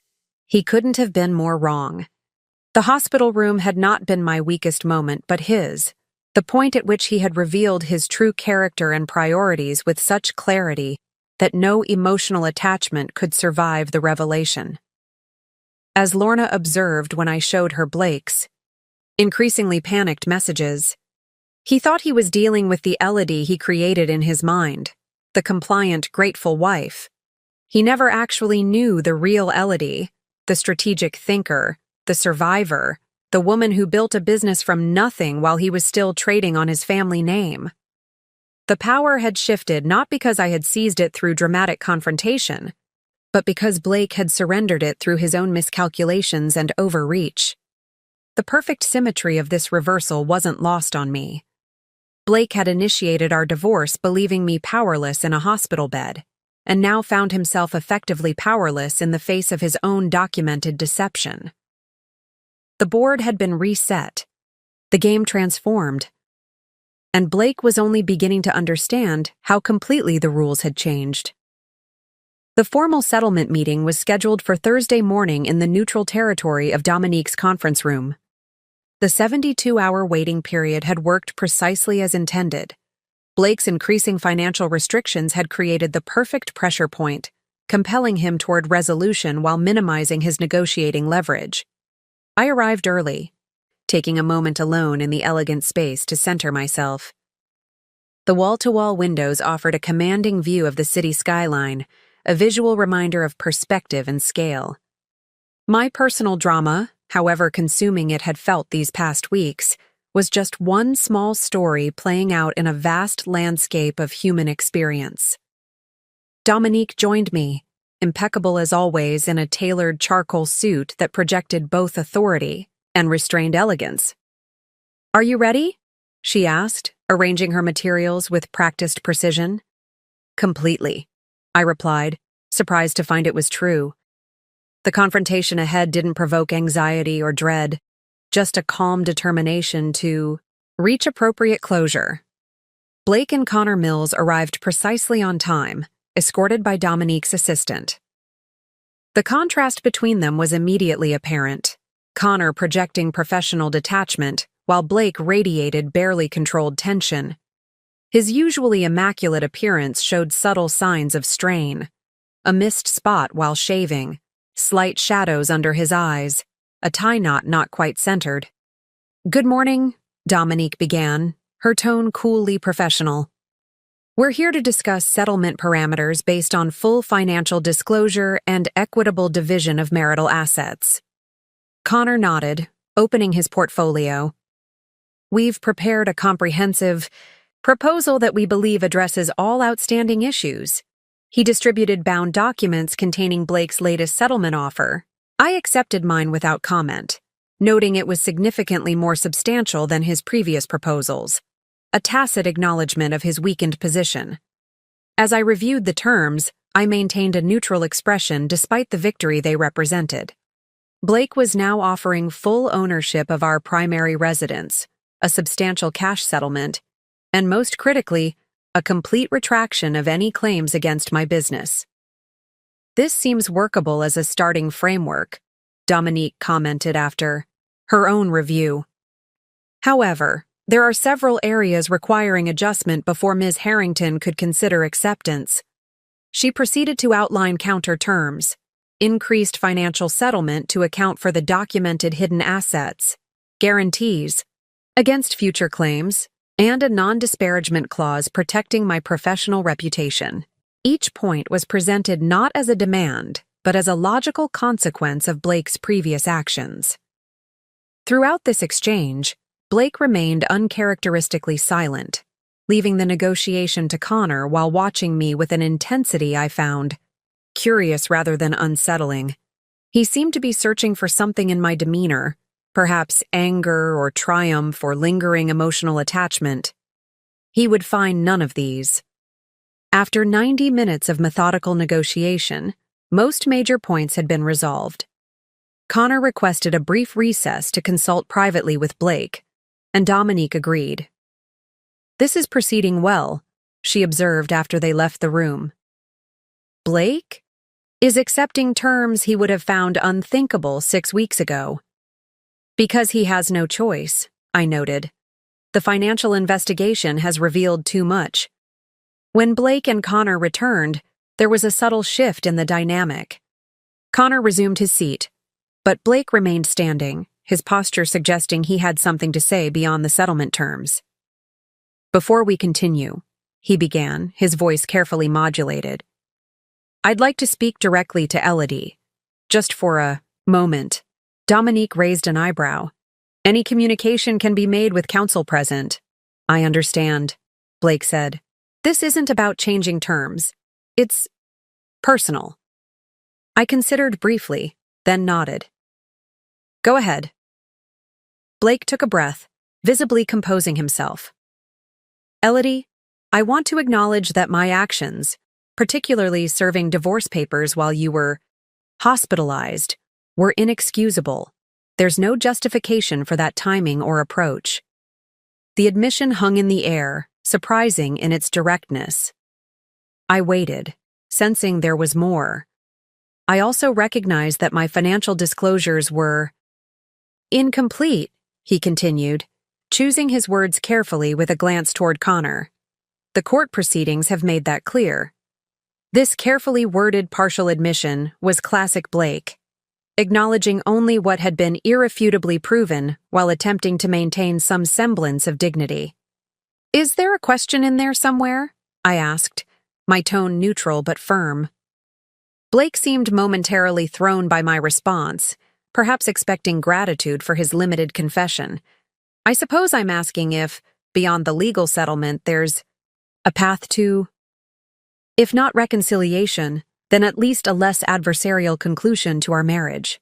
The request was so disconnected from reality that I almost laughed. After weeks of deception, financial manipulation, and callous disregard, Blake was essentially asking for emotional absolution, a way to rewrite our ending that would preserve his self-image as a reasonable, decent man. "Blake," I said, meeting his gaze directly, "our marriage ended the moment you decided to serve me divorce papers while I was recovering from emergency surgery. Not because of the divorce itself, but because that action revealed who you truly are." He flinched slightly, but I continued with calm precision. "I don't harbor anger or resentment toward you anymore. Those emotions require investment, and I'm no longer investing in our relationship in any form. What I want is a clean, fair, legal resolution that allows us both to move forward separately." My response was not what he had expected, not emotional. Recrimination, but clear-eyed assessment. For perhaps the first time, Blake was seeing me as I truly was, rather than as the projection he had created to fit his narrative. "I see," he said finally, something like genuine realization crossing his features. "Then let's proceed with the settlement." The remainder of the negotiation proceeded efficiently, with most remaining points resolved through straightforward compromise. By early afternoon, we had a framework agreement that Dominique and Connor would formalize into legal documents within the week. As the meeting concluded, Blake attempted one final moment of personal connection, extending his hand as we prepared to leave. "Good luck, Elodie," he said, his tone suggesting magnanimity despite his comprehensive defeat. "I hope you find what you're looking for." I accepted the handshake briefly, recognizing it as the performative gesture it was. "I already have, Blake.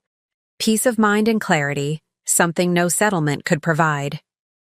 Outside the building, standing in the crisp autumn sunshine, I felt a profound sense of completion. The confrontation hadn't been the dramatic showdown that perhaps Blake had feared, or that Hollywood might have scripted. There had been no shouting, no accusations, no emotional breakdown. Instead, it had been something far more powerful.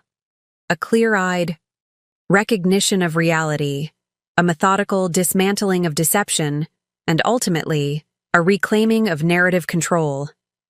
"How do you feel?" Dominique asked as we walked toward her car. I considered the question carefully. "Resolved," I said finally. "Not victorious or vindicated, just resolved." She nodded, understanding. "That's the healthiest outcome possible. Victory implies continuing emotional investment. Resolution means freedom to move forward." As we drove away, I glanced back at the towering office building where my marriage had effectively ended. Blake would return to his increasingly complicated life, his professional reputation potentially damaged, his relationship with Carissa likely strained by her cooperation with me, his financial maneuvers now under scrutiny from multiple directions. I, meanwhile, was driving toward something rather than away from it. A future undefined by betrayal. Or response to betrayal. A life reclaimed through strategic clarity rather than emotional reaction. The confrontation hadn't been about defeating Blake, though that had effectively happened. It had been about confronting truth itself, the truth of who he was, who I was, and what our marriage had actually been beneath the carefully maintained surface. And in that confrontation with reality, I had found something far more valuable than any settlement could provide. The unshakable knowledge that I was more than capable of standing on my own, not despite challenges, but because of how I faced them. The final divorce decree arrived on a Thursday afternoon, delivered by courier, to Lorna's apartment where I was still staying while finalizing the purchase of my new home.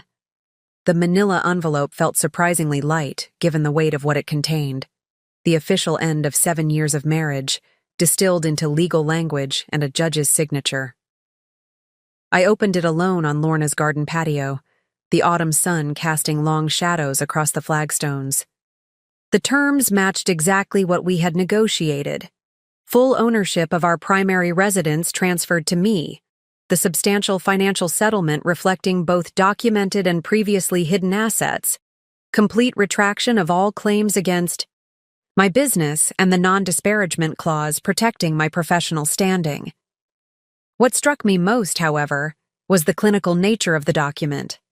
Our complex history, the early years of genuine connection, the gradual distancing, the ultimate betrayal, had been reduced to assets and liabilities, property transfers, and financial obligations.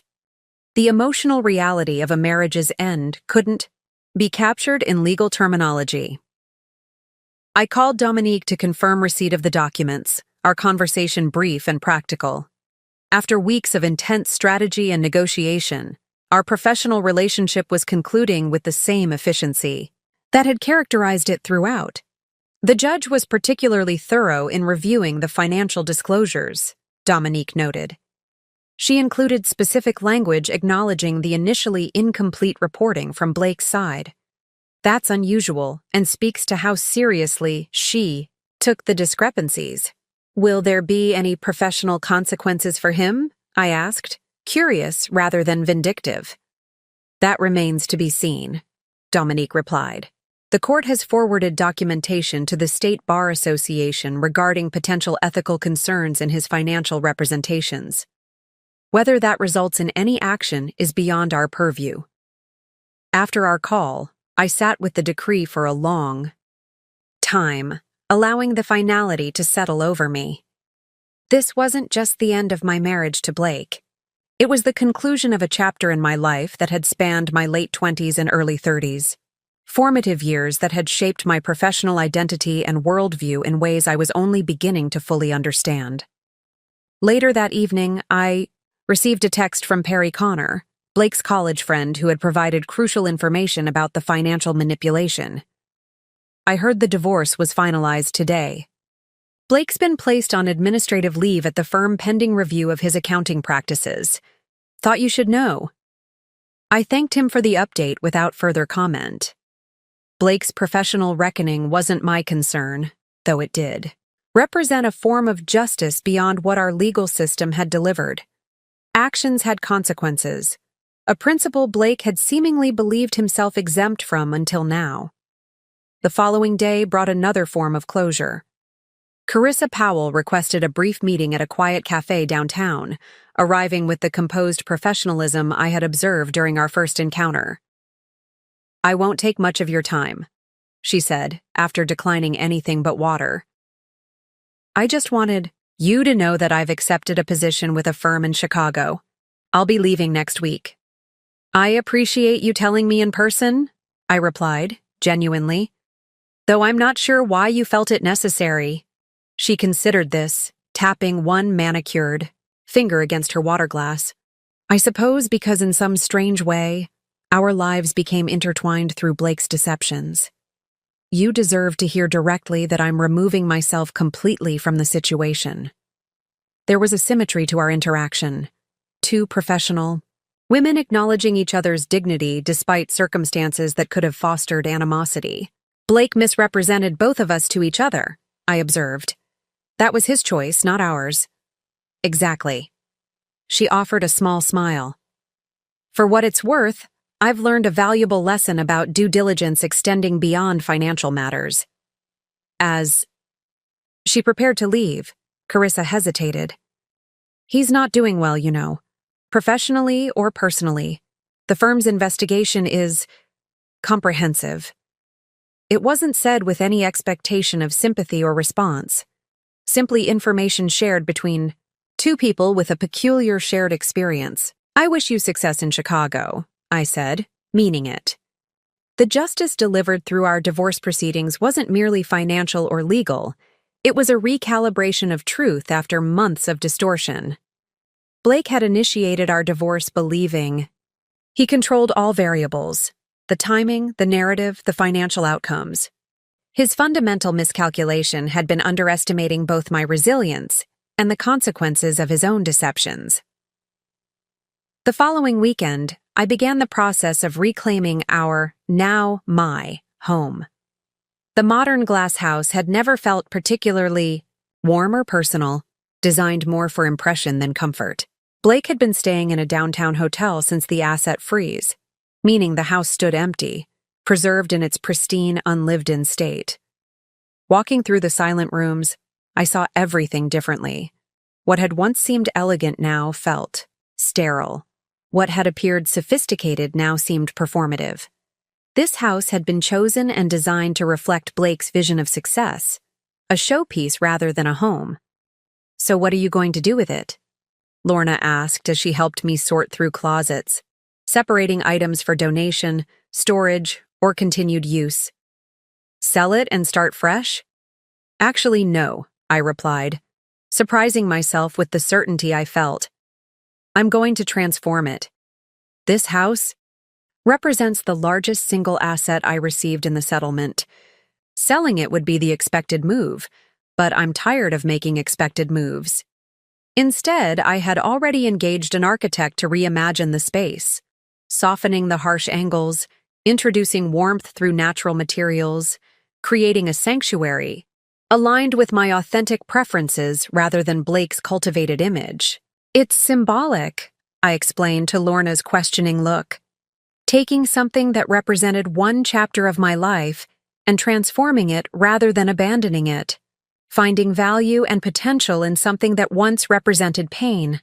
The justice I sought wasn't Blake's downfall, though that appeared to be unfolding through natural consequences, but rather my own reclamation and reinvention. The settlement had provided financial security and vindication of my business ownership, but the true justice was in the freedom to define my future on my own terms. This perspective crystallized during an unexpected encounter at a charity event. The following month, I had debated attending, knowing many from our former social circle would be present, but ultimately decided that absence would suggest discomfort or shame, where I felt neither. I arrived alone, dressed in a deep emerald gown that represented my first departure from the neutral palette Blake had always preferred. The subtle murmurs and glances as I entered confirmed that news of our divorce, and likely some version of the circumstances, had circulated widely. Rebecca Winters, Blake's first wife, approached as I accepted a glass of champagne from a passing server. "You look magnificent," she said, her genuine warmth a contrast to the calculated appraisals from others in the room. "Freedom suits you." "It does," I agreed, though I'm still discovering exactly what that means. Rebecca smiled, understanding implicit in her expression. "The best part comes after the dust settles. When you realize that your story didn't end with the divorce, it actually began there." As the evening progressed, I navigated conversations with diplomatic precision, neither avoiding mentions of the divorce nor dwelling on them. When asked directly about Blake's absence, I simply responded that we had finalized our divorce amicably and were both moving forward with our separate lives. This measured approach seemed to disappoint those hungry for drama while reassuring others concerned about social awkwardness. By the event's end, I had effectively established my continued presence in these circles as an independent entity rather than half of a former couple.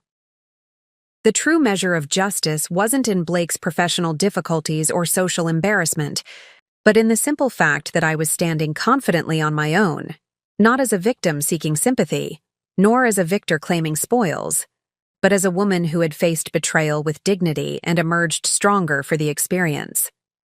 As Rebecca had suggested, my story hadn't ended with divorce papers served in a hospital room. That had simply been the catalyst for a new beginning, one where justice wasn't delivered through courts alone, but through the reclamation of my authentic self. 2 months after the divorce was finalized, I stood in the newly renovated kitchen of my home, admiring the transformation.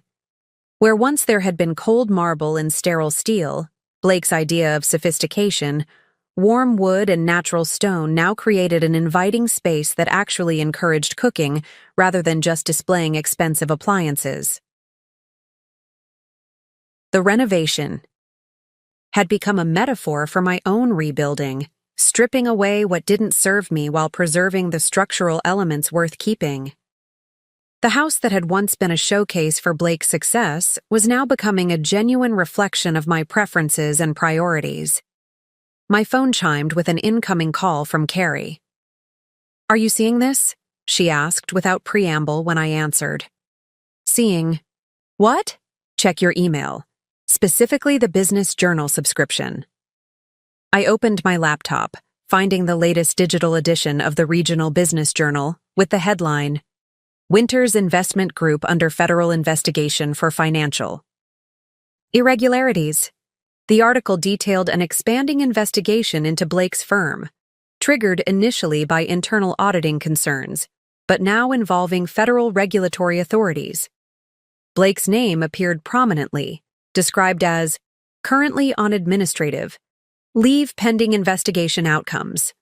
"This isn't our concern," I reminded Carrie, closing the laptop. "Blake's professional issues are separate from our business." "I know," she agreed. "It's just validating, I guess. Seeing real consequences for his actions beyond the divorce settlement." I understood her perspective. There was a natural human satisfaction in seeing justice extend beyond our private resolution into public accountability. But I had already moved beyond needing that validation. "How's the Thompson proposal coming?" I asked, deliberately changing the subject to our largest potential new client. The shift wasn't about avoiding Blake as a topic, it was about prioritizing my present and future over connections to the past. The most honorable victory wasn't watching Blake face consequences. It was demonstrating through my choices and focus that he no longer occupied significant space in my thinking. Later that week, I met with Dr. Perry for my final post-surgical checkup. My physical recovery had progressed remarkably well, with only the faintest scar remaining as evidence of the emergency procedure that had coincided with Blake's divorce filing. "You've healed beautifully," Dr. Perry confirmed after the examination. "Both physically and, if I may say, emotionally. Many patients in similar circumstances struggle with the compound stress of health crises and personal upheaval. The two were connected in unexpected ways, I acknowledged. Blake's betrayal during my medical crisis clarified things that might have remained murky under normal circumstances. Dr. Perry nodded thoughtfully. Sometimes our most profound healing comes through challenges that force us to recognize our own strength. That evening, I hosted a small dinner party, my first since the divorce. Lorna was there, along with Carrie, and Miranda, Rebecca Winters, and two other friends who had provided support during the difficult months. The gathering wasn't a divorce celebration as Lorna had initially suggested, but rather an acknowledgement of transition and gratitude for the relationships that had sustained me. As we enjoyed dinner in the newly renovated dining room, the conversation flowed naturally from business developments to personal updates without awkward avoidance of the divorce topic. When it did arise, it was addressed matter-of-factly, without the emotional charge that had surrounded it weeks earlier. "I ran into Connor Mills yesterday," Rebecca mentioned as we moved to the living room with dessert. "He's no longer representing Blake, apparently. Cited irreconcilable professional differences." "Not surprising," I replied. "Connor's reputation is too valuable to risk on Blake's increasingly complicated situation. Have you had any direct contact with Blake recently?" Carrie asked, the question posed without judgment. "One text message last week," I acknowledged. "He wanted to discuss mutual public statements regarding the federal investigation. I directed him to Dominique, who advised that our non-disparagement clause doesn't obligate me to coordinate messaging about matters arising after our divorce."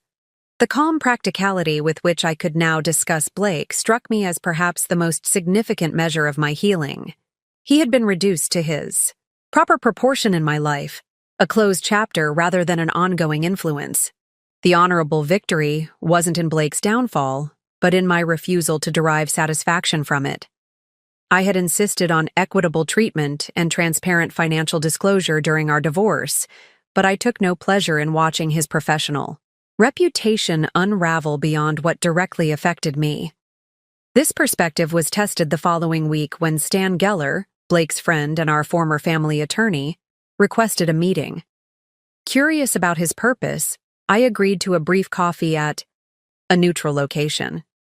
Stan looked uncomfortable as we settled at a quiet corner table, his usual confident demeanor subdued. "Thank you for meeting me, Elodie. I'll be direct. Blake is facing serious professional and potentially legal challenges. He's asked me to approach you about possibly modifying certain terms of your non-disclosure agreement." "For what purpose?" I asked, more curious than defensive. "He believes that a statement from you confirming his general financial trustworthiness in your personal dealings could help counterbalance some of the current scrutiny." The request was breathtaking in its audacity. Blake wanted me to publicly vouch for the very financial integrity he had systematically violated throughout our divorce. "Stan," I said after a measured pause, "I appreciate your position as the messenger here, but surely you understand how inappropriate this request is. Blake's current difficulties stem from his own choices, not from our divorce agreement." Stan sighed, nodding reluctantly. I told him it was a long shot. For what it's worth, I think he genuinely doesn't understand the magnitude of what he did. Not just legally, but personally. That's been Blake's fundamental limitation, I observed without rancor. He's always viewed relationships as transactions, with terms that can be renegotiated when circumstances change. The conversation ended amicably but firmly, with no concessions offered or expected. As I watched Stan leave, I realized that this interaction represented another form of victory, the ability to engage with Blake's issues dispassionately, without being drawn back into his manipulative patterns. The honorable victory continued to manifest in unexpected ways. When the local Women's Business Alliance asked me to speak at their annual conference about resilience and professional reinvention, I accepted with one condition. My presentation would focus on strategic thinking and adaptive leadership without referencing my divorce specifically. "But your story is so powerful," the organizer protested. The way you handled such a difficult personal situation while running a successful business, that's exactly what our members need to hear. The principles and strategies are what matter, I explained. Using my personal situation as the framework would center my identity around my divorce rather than my professional expertise. That's exactly what I'm choosing not to do. The presentation was ultimately one of the most successful of the conference, precisely because it focused on widely applicable strategies rather than personal drama. Several attendees approached afterward to thank me for addressing resilience in professional terms, while acknowledging that personal challenges often require similar strategic thinking. This approach, refusing to build a narrative identity around victimhood or vindication, represented the most honorable aspect of my victory. Blake had attempted to define me through his actions. First as the wife whose value was in supporting his image, then as the inconvenient obstacle to be removed during illness, and finally as the adversary to be outmaneuvered in divorce. By declining each of these defined roles and instead authoring my own story, I had achieved a victory more meaningful than any court decision or financial settlement. I had reclaimed not just assets and legal rights, but the fundamental authority to determine who I was and who I would become. The most honorable victory, in the end, wasn't defined by what happened to Blake, but by what happened within me. The discovery that betrayal had not diminished, but rather revealed my capacity for strategic clarity, emotional resilience, and authentic self-definition. 6 months after our divorce was finalized, I received an unexpected email from Blake. The subject line was simple: request for meeting. The timing was curious, coming just 2 weeks after federal charges had been filed against several members of his investment firm, though Blake himself had apparently avoided criminal indictment through cooperation with investigators. I considered ignoring the message entirely. There was no legal or practical reason to engage further with Blake, and our non-disparagement agreement didn't require personal contact. Yet something, perhaps simple curiosity or a desire for complete closure, led me to read the brief message. Elodie, I know I have no right to ask for your time, but I would appreciate the opportunity to speak with you in person. This isn't about legal matters or requesting anything. I simply need to say some things that should have been said long ago. If you're willing, please suggest a time and public place of your choosing. After consulting with Dominique, who confirmed no legal concerns with such a meeting provided I maintained appropriate boundaries, I agreed to a brief conversation at a cafe near my office, a location that was both public and would naturally limit the duration of our interaction.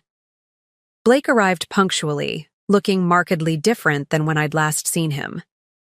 The polished confidence had given way to a more subdued demeanor. He'd lost weight, and fine lines had deepened around his eyes and mouth. He wore a simple button-down shirt rather than his customary designer suit. "Thank you for agreeing to see me," he began after ordering only black coffee. "I wasn't sure you would." "I almost didn't," I replied honestly. "What did you want to discuss?" Blake seemed to gather his thoughts, his hands wrapped around his coffee cup as if drawing warmth from it. "I've had a lot of time for reflection. Recently. Mandatory reflection, you might say." A rueful smile flickered briefly. "The federal investigation, the professional censure, the social fallout, it's been illuminating." I waited, neither encouraging nor discouraging his continued speech. "I didn't understand what I was doing when I served you those divorce papers in the hospital," he continued.